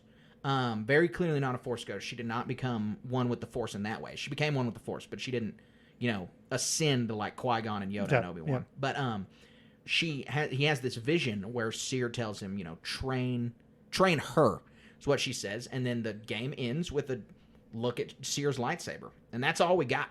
And it was a really compelling hook for the end of that game. Yeah, very compelling. But man, what a game it was. For a movie, it'd be like 4.5 hours, 3.5, 4 hours. Yeah. And so many ups and downs, so many good boss fights. Such a fun way to customize. There's a lot of mini games we haven't even covered. Holographic stuff. Oh, so much. The you feel bounty the fish hunters tank with Scuba Stev. You got the bounty hunters. Yeah. All the just random all rumors. the puzzle games. Mm-hmm. This game has a lot to offer. It was. I mean, if you want to pretend to be a Jedi, you can hack people's arms off. Yeah, you can execute people. It was not. That interview came out before the game came out, where the journalist said it was the best Star Wars game in 20 years, and that means that they were directly comparing it to KOTOR, which came out in 2003. Right. And there's my favorite Star Wars game came out in that time period, so I wouldn't say that's completely true, but this game is a top 3 Star Wars game. Oh yeah. This game is up there with the legends like KOTOR and Battlefront 2, the original one, and The Force Unleashed. Jedi Survivor is up there among some of the greatest Star Wars games of all time. It was just a really fun ride. Yep, I played a lot of Star Wars games. It's been a long time since I played KOTOR. I don't remember all the details of that exactly, but Star Wars Galaxies, and it's real hard to make Star Wars games because everybody wants to be a Jedi. So, like, what would be the next evolution of this game? I want to you want to play against other people. You want to have lightsaber fights against other living humans on the other side of a console or computer, right? Well, if you're trying to make a narrative about a game, you can't exist in this timeline and there be thousands of Jedi running around. Right. So that goes into a way deeper discussion that we don't necessarily want to get into, but I would like to see some evolution of this game where we have like an RPG type, like we're doing on the tabletop, right? Mm-hmm. Or something that's not just like a shoot 'em up or a hack and slash, or there's like maybe an economy involved where there's ships and fights and some stakes besides what rails you're on in a story. I think that one of the natural evolutions for the game, because I think they've set themselves up for a challenge on the third game, and we're not going to get any plot details because we'll get into those in a moment. But as far as mechanics go for the third game, they didn't paint themselves into a corner. People are much more creative than I am, and so I'm not worried about there being so much more in the next game, because I think that will be true. But they gave us, all these new lightsaber stances. Well, are we going to have new lightsaber stances in the next game? They gave us all this awesome customization. Well, are they just going to have to multiply that by 10? What do you how far do you go on that?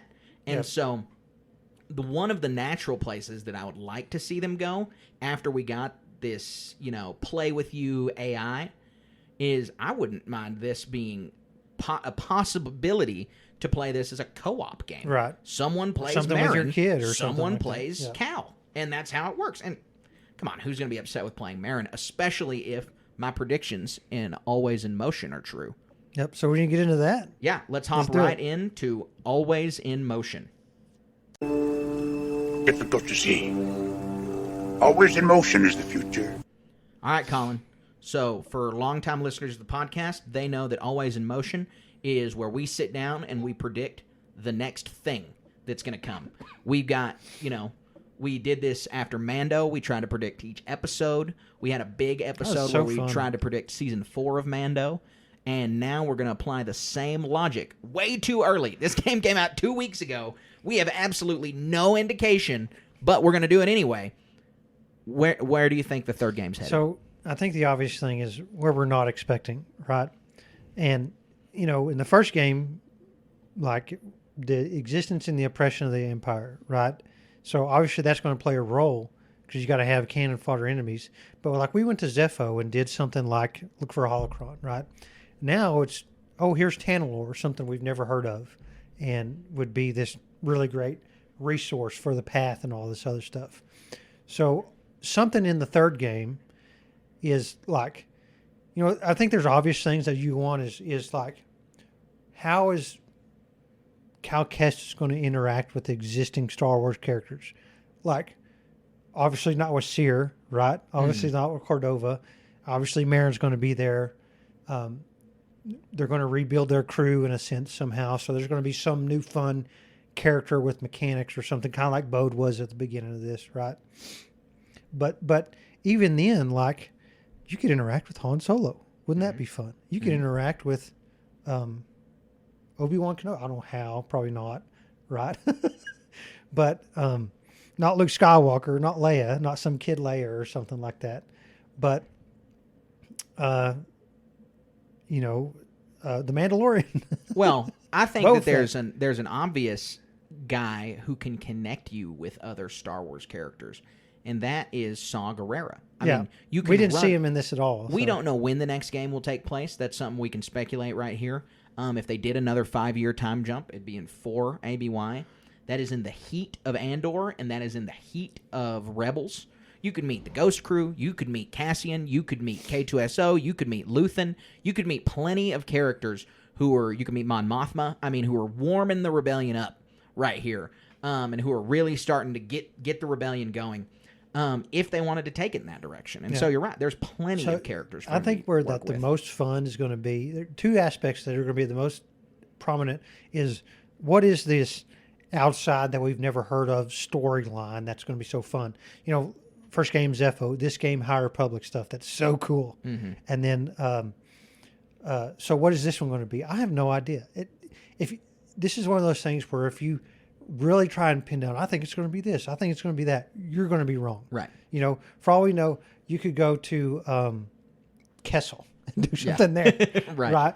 But it's going to be something you never heard of. It needs to be an original story. Yeah. So anything you could speculate is going to have a tie, and they got to have the tie-ins because seeing Boba Fett was over the top. Mm-hmm. Darth Vader is really cool. That's always something like a guaranteed thing.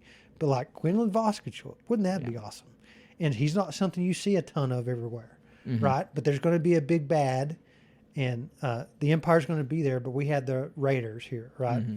So, I mean, I want to confidently say that I want to be surprised, and I can list a ton of characters, but there's just, especially now, there's just too much. I mean, it'd be making it up.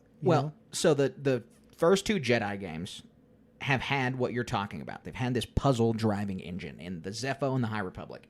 They got to have something else, like you're saying, that's going to drive puzzles. And so it's got to have something to do with the Force, and it can't be the Empire, because why would you walk into an Imperial facility and have to solve a puzzle because random stormtroopers have to walk through the same door you're walking through? So that just wouldn't make any sense. But to have the High Republic and the Zepho, they're Force users, so it makes sense. So we're going to have another Force user thing like you're talking about. I think that you're totally spot on. Point number 1 right there. The next thing that you're going to have is something you also have just mentioned. You got to have the non-Empire enemy. You can't just fight the Empire because it gets stale. Not that they've done a really good job of having us see the Empire on screen in dozens and dozens of things, and they haven't really gotten stale, but they can. It's possible. And so you have to have a Haxian Brood. You have to have a Bedlam Raiders. You have to have somebody like that. And I would not even venture to guess who that could be. The next part that you have to speculate on is the plot hook at the end.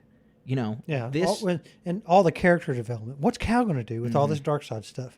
We got Kato, we got Marin, we got whatever new characters you're going to come up with. Right. We have this Seer's lightsaber, and it is an ambiguous ending in that Seer's vision to Cal says train her. There are two people that's talking about. It is either talking about Kata, the daughter, or Marin. Kata would be fine. I don't have any problem with Cal taking on an apprentice, training Kata. Definitely have to have a time jump, which I think time jump's coming no matter what, but definitely have to if she's the Padawan. But I'd much rather see trying to bring a Night Sister Jedi into the fold. We already got one with Asajj. Wouldn't she be OP? Well, that's right, because Asajj doesn't use much Night Sister magic. But Marin, Jedi training plus Night Sister magic would be such a She was cool way more character. powerful in the book than in this game. Oh, yeah. Well, and she's like a secondary side character in this, right? Right. She wasn't so she can't there be that, for everything. Yeah. But no matter what route they pick, and I think for me it would be cool to see like a side-by-side Marin Cal Kestis going at it against the Empire and whatever other antagonist there is. But I think it's kind of undeniable it has to be Kata. You think so? Yeah, See, I mean, because she's so young, and it's going to be like the trailers we're going to see are not exactly, but a quote unquote Jedi not Cal with a Padawan Kata doing something against the Empire. Okay, I mean, that's my prediction. We are so far out from this game. I won't make a bet on that, but I will say I bet that it's Marin. I think because Seer didn't know the girl at all, never met her at all, and also Marin's just a character we care way more about as players. I mean, as viewers, as people who know this story, I have emotional investment if Marin survives. I mean, I don't want to see a kid die on screen, but if Kata died, I wasn't going to really care. Yeah. I mean, she's just random character. So I think they'd have a lot of work to do making us be super invested in her. But we'll definitely see on that. Well, another thing that we can say for certain is that there will be another book in between this game and the next one. Definitely. So I hope the numbers are there to get some little better quality out of whatever book that gives us a good story but doesn't develop enough to where that we're not surprised by what comes in the next game. I mean, the book, Sam Maggs' book, didn't spoil anything in this game. It was just like some procedure stuff, like Grease got his arm cut off. And yeah, it gave, in hindsight, now that I've played the game, I would give Sam Maggs' book, Battle Scars, a little bit better rating than we did when we went into it, because she did a good job talking about why they all split up. She did a really good job talking about Seer's power and Seer's struggle with the dark side. And she did a good job setting up Cal's Imperial obsession. Right. So I do think that those things, now that we played the game, gives the book a little bit higher of a rating. And now we got another chance for another book. Yeah, we do. I can't wait to read that. You're right. Either. The last thing I'll say, and this is what I would consider the most important speculation, is Cal is not in the rebellion. He is not a part of the rebellion at all. It's too late to write him into that. He started with Saw at the start. I mean, is that where's he going to go next? Well, that's what we should speculate on, is they removed Ezra from the board. The chess piece of Ezra Bridger was removed before A New Hope. Also Kanan. Those two Jedi, one died, one is gone, because they had to explain why they weren't part of the original trilogy, why they weren't fighting with them. Same with Ahsoka on Malachor. They have to explain away Jedi who survive because they cannot have them involved in the original trilogy story, because it undermines Yoda's line of the last of the Jedi you are. It also undermines the whole driver of the other character being a Jedi in why didn't you help with the rebellion? Why weren't you there to mentor Luke? Why weren't you there to do this? And so they've solved Ezra, they've solved Kanan, they've solved Ahsoka. We have to have a solution for Cal. And there's only two solutions that really present themselves to me right now. And obviously this could be totally different in the game. But given the information we have right now, two possibilities. One, he dies. I hope that's not the case. That's lame. Cameron Monaghan should stick around. He should exist after the original trilogy. He's young enough. Someone did the math. If he showed up somehow in Rey's new Jedi Order trilogy, he'd be 79. Okay. Which is not too young. I mean, not too old for a Jedi. I mean, they live to be in their middle hundreds if they're humans. He's not going to show up in some sort of Avengers style Mandalorian verse or Fellowship of the Holocron or something like that. He might. We don't know yet. We'll see. We'll see how that goes. Multi Swiss Army saber. Yeah. But the other possibility, which I think is way cooler because it sets up a really, really cool story later on, is somehow Cal gets stuck on Tanalorr.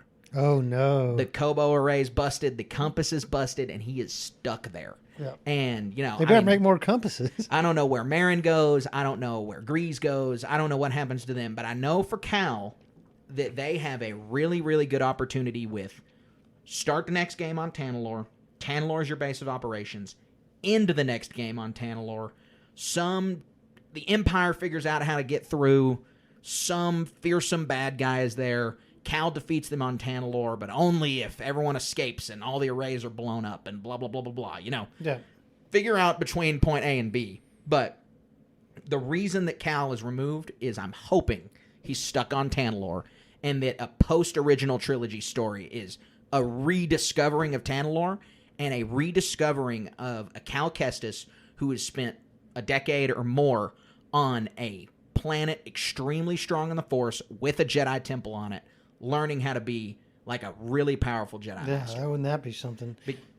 Because we've got Cameron Monaghan ready to come back. After I don't think they're going to put him in anything until this game trilogy's done, but I do think once the game trilogy's done, Cameron Monaghan's popping up in movies and TV shows, and he's all over. And these games are successful. So, I mean, they're going to go with a sure thing. Do you think there'll be a fourth game? Do you think they'll be done with it after a trilogy? I think they'll be done with a trilogy. The developers have said they want to do a trilogy. I don't know if it's in the contract. But we've spent if Survivor or Fallen Order came out in 2019, I think maybe 2020. Mm-hmm. But we've either had 3 or 4 years with Cameron Monaghan as that character, but nobody to put him in a show or nobody put him in a movie. And so that leads me to believe that there's like an exclusivity contract of he can only be in the games until we finish the trilogy. Right. And we've had Respawn say they want a trilogy. Like, I do think trilogy's it because it's the natural thing for Star Wars is the trilogy. We don't, unless it's a novel. They'll probably tell whatever story they want to tell by the end of it. Yeah, too. exactly. I don't know how they had it. I don't know if they had it all mapped out because Fallen Order could have ended. I mean, with the ending of Fallen Order, that could have been it. I mean, we would have gotten his story some other way in a book or something. If, say, the game wasn't that successful, but it was, and Survivor was a smash hit. People love this game. Right. And so we're getting more Cal, for sure. Yep.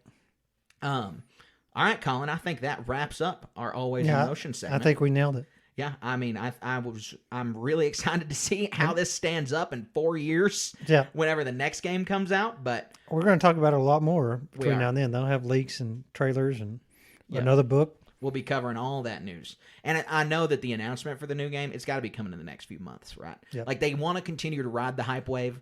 It'll come in a month or two, I'm sure. The announcement of Jedi, the third game in the Jedi trilogy, and it'll be like the most, of course, news that they've ever announced.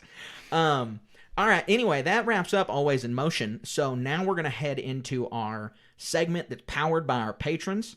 This is our How the Force Works segment. So we take a question from someone at the Jedi Knight tier level or above over on our Patreon, and we answer it here. So let's jump right into How the Force Works. That's not how the Force works. All right, Colin. So our How the Force Works question is something we've touched on before, but have not had a in-depth discussion on.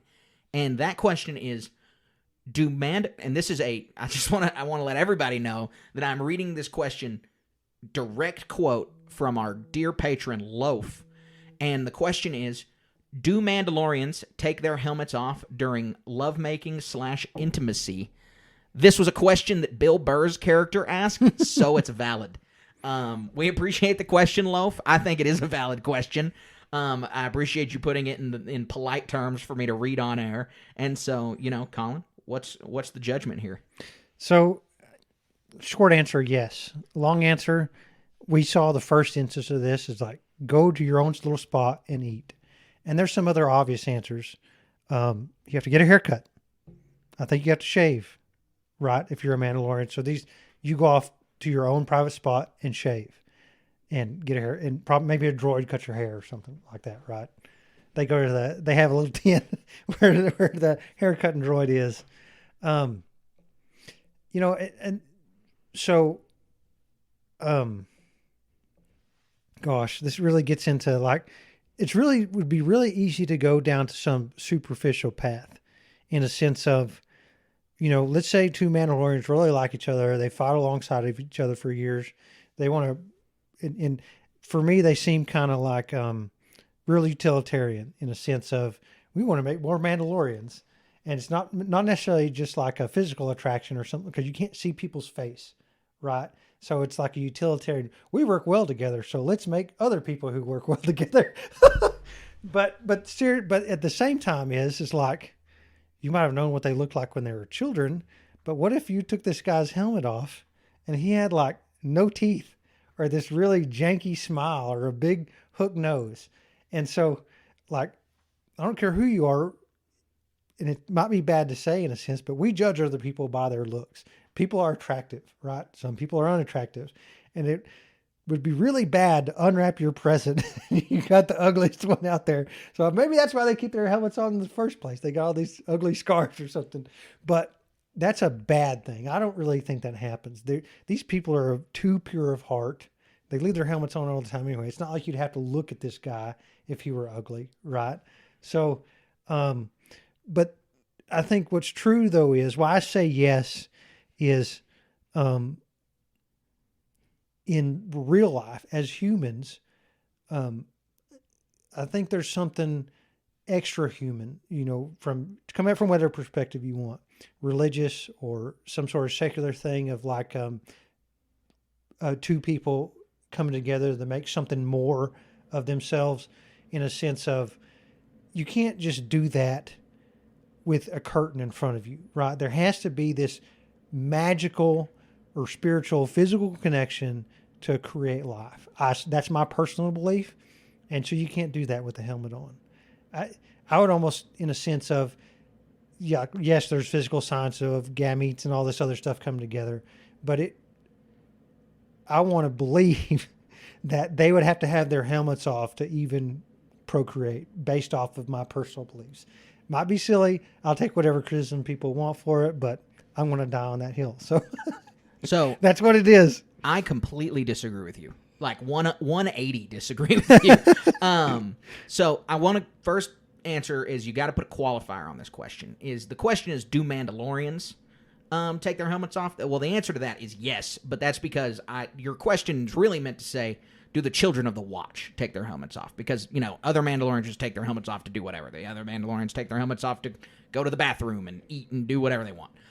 So the Children of the Watch, which is a religious organization described as a cult by Bo-Katan in the Star Wars universe, they have extremely stringent rules around what you can do with your helmets. As we know the rules now, it is if you take your helmet off and another being sees you, you have broken the creed. You have broken the way. We have evidence of this on the planet that Mando goes to in, I believe, the 4th or the 5th episode of The Mandalorian, where he's on the planet with Cara Dune, protecting the planet from Klatooinians. The name of the episode is called Sanctuary. It is Chapter 4 of The Mandalorian. The name of the planet is Sorgan. And so he falls in love with the woman on Sorgan, or maybe not fall in love, but he has feelings for this woman on Sorgan. But he refuses to let her remove his helmet, and he says, no, because the way they acknowledge in the dialogue of this episode is if she takes off his helmet, he is resigning his life as a Mandalorian to live here on this planet with these people. He will no longer be a Mandalorian. Only she would have seen him. If he were to stay there, they absolutely would have become a couple. And he was still against her seeing his face. And because he wanted to stay a Mandalorian. And so I would say that there is no way in the Children of the Watch society are you allowed to take your helmet off. She wasn't a Mandalorian, though. Yeah, of course she wasn't. But he would have not been a Mandalorian. Well, two Mandalorians? Well, then why couldn't he take his helmet off for the armorer to see him? Why couldn't he take his helmet off for Paz to see him? I mean, there's not... Well, there's still Mandalorians. because there's not an intimate bond there. I don't think... And I don't necessarily disagree with you. I think you're right. I don't think that this process here has to be done between two Mandalorians for it to count as valid. I don't think you're allowed to have anyone see your face because of the dialogue that we've been delivered by the armorer, by Din, in that it is possible to get intimate without seeing the face. And as far as, I mean, it is literally possible. I agree with your interpretation in the real world that these elements of chemistry and of a spiritual connection or anything else with these people is very important. But through this culture in Star Wars, we don't even know if they're monogamous. I mean, they might just literally, like you said, say this person is good at this person is good at this, have a child. Don't need to take the helmet off. It's a one-time thing. Or some other technological thing where just a conception is done and technology handles the rest. Exactly. And that's the point here that I think is important is we don't have any indication in the show that they would take their helmet off. I think we only have indication in the opposite direction. So my answer is no. My only other slight counterpoint is, what was it? This sounds silly. I don't necessarily believe this. I think Favreau and Filoni have this in their heads. But at some point it seemed like that the armor was just making stuff up on the fly of what she wanted to do, what was in the rules or not. And so, and then we haven't seen a Mandalorian baby. We've seen children who've taken an oath, but there's not a nursery anywhere. Sure. You know, for all we know, there's a nursery planet or something. Well, where was Ragnar during the Book of Boba Fett? Yeah. I mean, during the Book of Boba Fett, it's Mando and the Armorer and Paz and nobody else. Where's Ragnar? So what I would say is that, and I love the disagreement. It makes for excellent discussion. But slight counterpoint, like what I would envision is the Mandalorians say, okay, you can remove your helmets off in this sacred chamber for the purpose of procreation. We have another little stupid thing she made up on the fly. I don't know. It's another thing. Seemed like she made up on the fly. It's if you can take it off for that, why can't you take it off for something else? That's not. We don't because have any it's an reason. Intimate thing. We don't have any reason to think that the Mandalorians believe that. There's no cultural indication that they think that. And so I just think there's no evidence. Yours is speculative. I think there's evidence for mine. Okay. But thank you so much, Lo, for this question. We really appreciate it. And we want to hear your feedback. Yeah, we do want to hear your feedback. We want to hear what everyone thinks about it. It was a good question. We love people doing the How the Force Works segment, and it's a lot of fun to answer these questions. So thank you, and keep them coming. Colin, the next segment, we've got a lot to talk about, and so we're going to dive right in right now to the HoloNet news segment. You made the HoloNet. All right, Colin. So we've got a few news stories to talk about here, and they're all kind of just all over the place, actually. And so it's going to be a lot of different discussion. The first one is that at an Oilers game, which is a hockey team, not Ottawa, some Canadian city, I don't even remember. I'm sorry, hockey fans listening to this. I know that we've got a dedicated listener from Canada, and I really, really appreciate that we have a dedicated listener from Canada because we've got someone tuning in. Edmonton Oilers. It's the Edmonton Oilers? Mm-hmm. Okay, well, our listener is in Alberta because we can look at our data and yada, yada, yada. We've got a guy in Alberta who loves listening to us. We really appreciate it. And I know Edmonton is the capital of Alberta, so you're probably an Oilers fan. So I apologize for not knowing the Oilers off rip. But you might have even been watching this, presuming you're a hockey fan. Which to say you're Canadian and a hockey fan, I don't know. Who's to know? It's kind of a stereotype, isn't it? Yeah, it is. Yeah, I'm sorry if I'm stereotyping you, buddy. But anyways, we know that at an Oilers game last week, Jaleel White, who played Steve Urkel in Family Matters, was there talking about something. I don't know why he was there, and I still haven't figured out why he was there. But anyway, he's sitting in a booth on TV, and they're like, oh, Jaleel White, what are you up to? You haven't really been in a whole lot since Family Matters, yada, yada. And Jaleel White's, well, yeah, I'm working on this small project, blah, blah, blah. I'm a pirate in the Star Wars show Skeleton Crew, coming out in November or December. And I just got to think, Jaleel White absolutely got a phone call after this. He totally got someone from Lucasfilm rang him up and said, "What are you doing?" This one's out of left field in a major way because he hadn't really done much since Family Matters. You know, he was a child back then. I have distinct memories of watching the show. It was hilarious. I liked the Steve I Urkel watched character. Family Matters reruns. They were funny. It was a funny show. But like the next thing I remember him was as a game show host in a TV show called Total Blackout. It was funny, but he's been in a bunch of like one-off stuff. So it's really cool to get. I mean, no matter how you slice it, Jaleel White is an accomplished actor, and so it's cool to get him to see in a major project. That's not some one-off thing or some silly thing that didn't make it. Yeah, no, it is. I'm excited for him because I like Steve Urkel. He's a good character. I mean, I liked Family Matters. Like you said, haven't seen him in a whole lot since then, but I'm happy for Jaleel White. Getting a Star Wars role is a big deal. You know, it doesn't sound like he's some extra. You know, he's got some dialogue. I'm positive of it. It'll be really cool to see. It'll be awesome to see. I'm happy for him. I just, you know, we got some details that I don't think we were supposed to get. The next little bit is pretty funny. This is hilarious. Pretty funny interview, and I'm really happy about it. So, as people know who listen to the show, Rebels is my favorite non-George Lucas Star Wars product. It's my third favorite Star Wars thing that exists. I think it's wonderfully well done. I think it captures everything that Lucas wanted to do with Star Wars. And the actor, Freddie Prinze Jr., plays Kanan Jarrus. He's the voice actor for Kanan Jarrus. He does an awesome job. Kanan is all-time favorite Star Wars character of mine. Well, recently in an interview, Freddie Prinze Jr. was asked, you know, would you reprise your role for Ahsoka?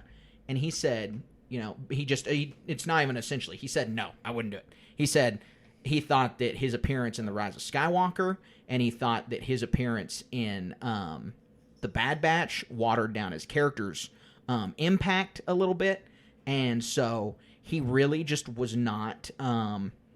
he's not okay with coming back as Kanan. And I'm okay with that because I loved Kanan's sacrifice. Yeah, his story's been told. He would, like, he can't be a Force ghost. He didn't learn how. Like, he could be a vision to Ezra. That's not that big of a deal. I mean, it's a big deal. He can show up as a Loth Wolf anytime. It's just, it's a cameo if he's in there. And it's not, it wouldn't be. It would lessen the impact. So I'm happy to hear him say this.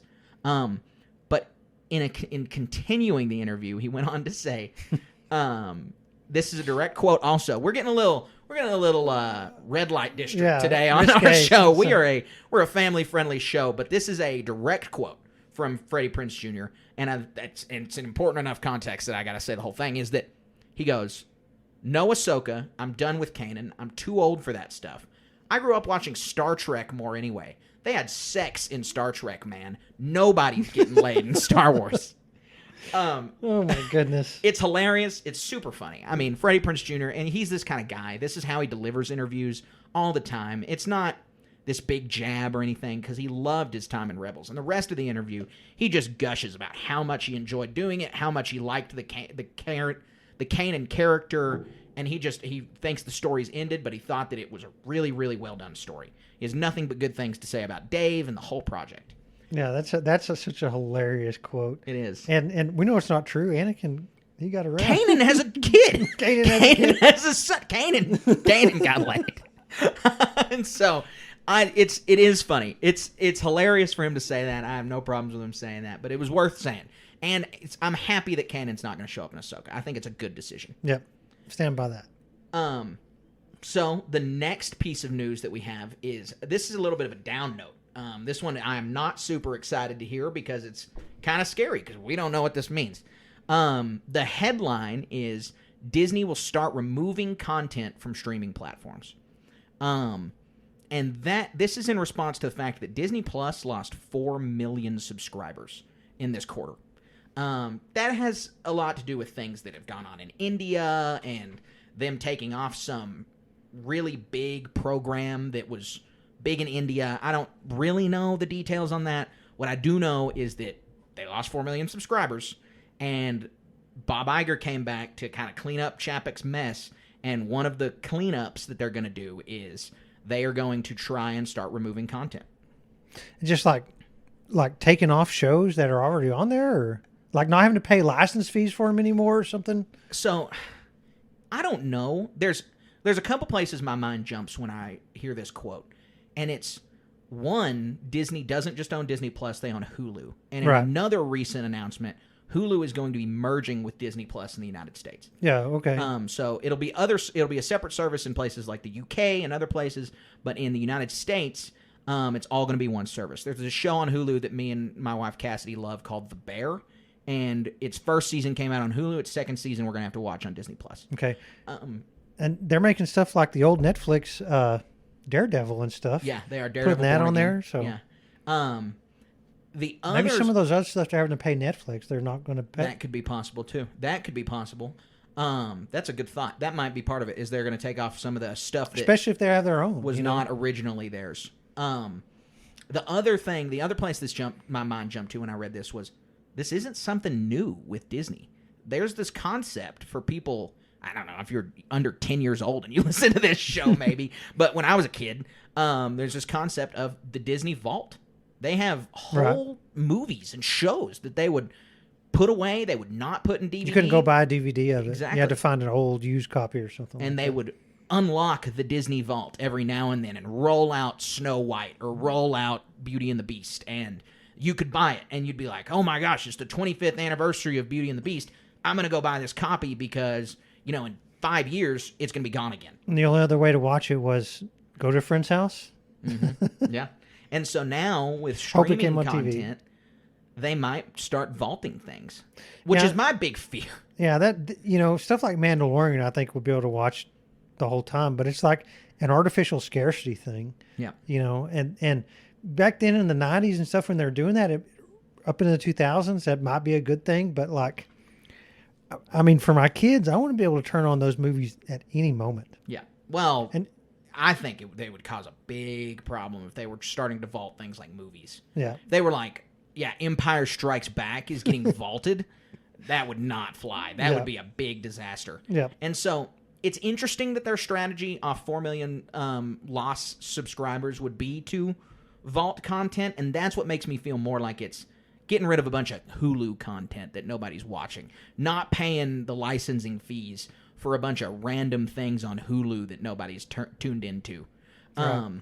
That's my hope, at least. And so we'll see. Last year I did a Star Wars chronological rewatch. I watched through all of Star Wars media. I even watched all the Jedi Fallen Order cutscenes. Oh my goodness. And so that wouldn't be possible with this. And so we'll see.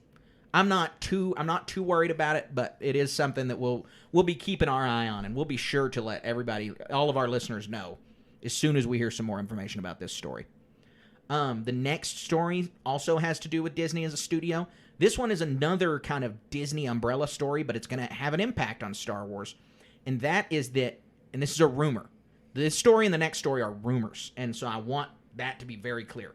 The rumor is that Disney and Square Enix are working on a Smash Brothers inspired game called Disney Domination. Smash, I don't care for Smash personally. I respect it. I understand a lot of people love it. I've seen people play in those tournaments. I know a lot of people stream it, but that style of game is just doesn't jive. I like Jedi Fallen Order and Survivor.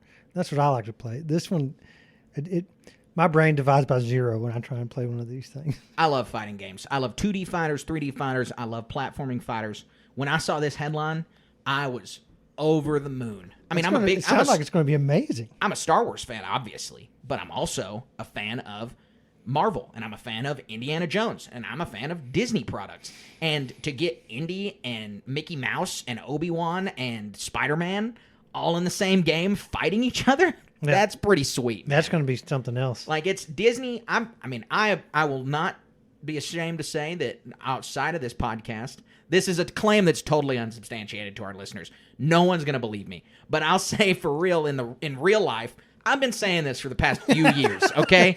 I've said, wouldn't it be awesome if Disney made a Smash Bros. Game? Especially after Cartoon Network made a Smash Bros. Game. And that, the anime company, Shonen Jump, they made a Smash Brothers style game. And so I think it was when Shonen Jump came out, I was like, why isn't Disney working on this?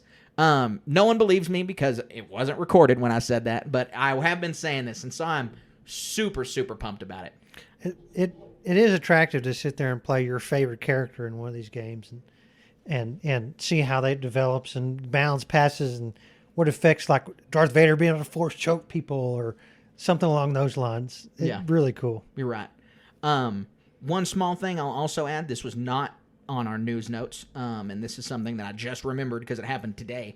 I forgot to put in our news notes, is did you hear that all 4 original Indiana Jones movies and the Young Indy Chronicles are coming to Disney Plus? I did hear that. That's going to be fun. 31st. I haven't seen the Young Indy Chronicles. I haven't either. Never watched them. Indiana Jones is my favorite property. I love it. Raiders of the Lost Ark's amazing.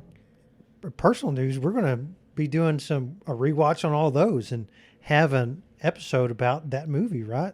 We are going to definitely do the 4 original movies, and we're going to toss those on Patreon. Just us kind of sitting there talking about it. No commitment on time frame to that. I'm not going to make a time frame commitment. We're pumped to see the new movie. Yeah, Dial of Destiny is going to be off the chain. I'm super excited for us to watch Dial of Destiny. I cannot wait to talk about that one. Yep. The final piece of news that we have is also a rumor. This piece of news came out today from a Twitter account. It is not verified, and so I really, really don't want to... It's not worth reporting on news so much as just mentioning that it is a rumor and we don't know, but that the rumor is Dave Filoni's movie will be titled Heir to the Empire. Yeah, so I've thought a lot about this since I saw it on Twitter. What this, if it's true, would mean is that we're not going to see any final confrontation in the Ahsoka show with Thrawn, right? Right. And which I definitely believe. I don't think we're getting that done in the first season. Well, and so that's the next thing is there's another season supposedly of Ahsoka being at least thought of, right? That we've talked about and heard rumor about. And so this is the Mandoverse movie, and Thrawn would be an opponent that would need some sort of coalition-style takedown with Ahsoka and Mando and hopefully Ezra, right? And whoever else can be, Boba Fett, whoever else can be thrown into the mix. That I hope it's true. because Thrawn deserves this kind of repellent force, if you will, right? Ahsoka's not just going to go and lop his head off. He's too smart for that. Yeah, no, you're absolutely right. I hope this isn't true. I love the Heir to the Empire book by Timothy Zahn. It is a wonderful Star Wars story. And I respect Dave Filoni so much as a creative. I think he does a really, really great job. But I think that if the movie is titled Heir to the Empire, that it's going to taint that somehow? People's aspirations are going to be way too high. I think it's setting it up for failure. Not that it's going to be a bad movie. I have all the confidence in the world in this movie. But to say it's called Heir to the Empire and then also not bring back the original trilogy cast, it's not Heir to the Empire. Yeah, that story that would be a stark contrast to those books. Them. It's, you can have Mando can be Han and Sabine can be Leia and Ezra can be Luke and the other villains in those books. Yeah, and who's going to be Talon Card? Maybe Boba Fett could be Talon Card, but it just doesn't. If they are going to proxy these characters into the spots, I would just at least like it to have a new name. Heroes of the New Republic is a name I've seen people bat around. It's just Heir to the Empire is super near and dear to my heart. Star Avengers. I think that Dave Filoni is going to have a great film when he's done. I have full confidence in Dave, but I'm not comfortable with it being named Heir to the Empire because of the connotation of it being named Heir to the Empire. If it's going to be named Heir to the Empire, they've got to have Luke, Leia, and Han. And I don't know if technology is that far down the line. I don't know if they're willing to recast.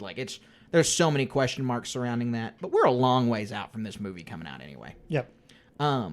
Colin, because of this rumor, there is something that we have a pretty exciting announcement about to make. Not because of this rumor. Is that the day we're announcing that? We're going to announce that June we have dubbed Star Wars Reading Month here at Star Wars Station because we have a really, really exciting thing in store with the buildup of Thrawn, with the buildup of the Ahsoka TV show coming out in August. We are going to spend June talking to you guys each week about the Heir to the Empire series. 1 week will be Heir to the Empire, 1 week will be Dark Force Rising, and 1 week will be The Last Command. And we are super pumped to bring that kind of content to y'all. These books are phenomenal. I hadn't read them up until I had preparation for this, and I really don't want to say much about it because we have a lot to talk about with these things. We aren't going to get into any of it. We're just excited to let you guys know that that's our plan for June. We think it's going to be a really good primer leading into Ahsoka to get to know the Thrawn character. You know, we've seen him in Rebels, and there are canon Thrawn books that we also plan to tackle eventually. But really, to get Thrawn's character, we want to go back to the Heir to the Empire, which is the source material Dave's most familiar with. Right. Dave has talked about reading these books. He's talked about how he sees Thrawn as this big overarching villain for his story. Some of the newer Thrawn books imagine Thrawn as an anti-hero, which is a really cool direction for the books, but it might not be the direction Dave's going in, so we want to get this trilogy out of the way. We're really excited. And as in our signature style, Carter's reading these books, or has read them, and I'm listening to them on audiobook. I have read them, but I am rereading them because it's been at least 2 years since I've looked at an Heir to the Empire book. The audiobooks. Listen along with us. Read along with us. Yeah, we're giving you guys a little bit of advance notice so you can at least finish Heir to the Empire before it comes out, because you're really, really going to... We're going to spoil the story. I mean, we obviously will because we're going to be talking about the whole thing, but we don't want to for you. So please, if you haven't read it, go check it out at your local library. So much of the discussion is going to influence how we talk about Ahsoka. Yes, it will. And because it's the direct contrast of these stories, how they exist and whatever else it is. And we don't know what happens in Ahsoka, but every episode, every week, you're going to be right here along with us. And a lot of it's going to be compared to the characters and scenes that we see in these books. Yep, you're right. You know, last summer, we called it the Summer of Obi-Wan because we were reading Obi-Wan comic, we were reading Brotherhood, we were watching the show. I'm confident this is the Summer of Ahsoka. Yeah. So, with that, Colin, that wraps up our HoloNet news segment. Let's jump right into our Star Wars moment of the week. We would be honored if you would join us. All right, Colin, what is your Star Wars moment of the week? So a good friend of mine, an employee, is involved with Boy Scouts. And were you a Boy Scout or anything like that? I was like a Cub Scout for a couple weeks. Yeah. So Boy Scouts, they have like a fraternal organization called Order of the Arrow. And it is, he go and worked with them they do like service projects at different scout camps. And so they do badges for these events. And the badge, my employee knows I like Star Wars and I do this podcast. I've talked to him about it a bunch. And so he picks me up the custom badge that they made for this. I can't exactly read. It's we live where the Comanches lived, and it's usually some Indian writing. I can't exactly read it. I don't want to butcher it. Yeah. No, I have no idea what that says. We'll post a picture on Instagram if you want to tell us what it says and what it means. But it's Beaver Day, and they usually name it after an animal or something. What their service project is. But what's depicted on here is a beaver with the Boy Scout logo on his belly, but he's in a white Jedi robe, and this is an embroidered patch, right? It's not a sticker, it's not a drawing. Well, somebody drew it, but it's an embroidered patch that an embroidery machine made. But he's standing on Tatooine and holding a green lightsaber. You can tell it's Tatooine because there's twin suns in the background. And so this is a gift I'm going to cherish because this is a custom one-off thing that not many people get to hold or experience. And you get to, Carter. Yeah. No, it is super cool to include this in your Star Wars collection. I mean, it's a really sweet looking patch. It's awesome. He says they're really going to get me another version that has some depiction of some Imperial scene or something like that. That's so cool. So, it's obviously reminiscent of Luke Skywalker on Tatooine. Very cool. Yeah, that's sweet. That's awesome. My Star Wars moment of the week may sound a little lazy, but it is actually my Star Wars moment of the week is this game. Finishing this game. I worked on it for 2 weeks. No, Carter, you're a busy person. You put a lot of effort into this to do it on stream. Yeah, I was really trying to do it on stream, which limited my hours of doing it somewhat. And I wanted to, share it with all of our audience, and I did that. We had an awesome stream the whole time. Had a lot of people show up? Yeah, we had. I mean, I was surprised at how many people we had show up, honestly. I'd never streamed before. I was super grateful for everyone who tuned in, commented, and listened, and talked on there. And so, guys, we really appreciate that, and so I just want to say thanks. I had an awesome time playing this game. It really is one of the best Star Wars games that's come out ever. And so I'm super happy that I had the ability to play this. Really, really blessed to have gotten to play it. And so that is my Star Wars moment of the week, is playing Jedi Survivor. Excellent. Very good moment. So, everyone, that wraps up our episode of Jedi Survivor. It was a fun one. I mean, we always have fun recording this podcast, but this was a really fun one because of just what a good Star Wars product we got this year out of this game. It was really fun to play, and we had an awesome time. Yeah, all the cool locations you got to go to, the different characters interacting them, getting to control a Jedi character and wave a lightsaber around. You know, we need to get like an Oculus or VR. Is somebody doing that? Getting to wave the lightsaber around and get after all this stuff? Yeah, you're right. I don't know. I haven't looked into that. I don't really, that stuff makes me sick sometimes. But, but yeah, this game, so fun. Yeah, it was an awesome time. We really appreciate you guys listening. We hope that you enjoyed listening to us talk about the game as much as we enjoyed playing the game and as much as we enjoyed talking about it to you guys. Thank you so much for tuning in. If you've made it this far to listen, then I think that you probably enjoyed this episode, and if you did, please leave us a 5-star rating on Apple and Spotify. Give us a like on YouTube. Give us a subscription on YouTube. We are slowly climbing on every social media. We just continue to grow. You can follow us on Instagram at starwars.station. We're giving a dark saber away over there on May 25th, so there's still time to go enter that giveaway.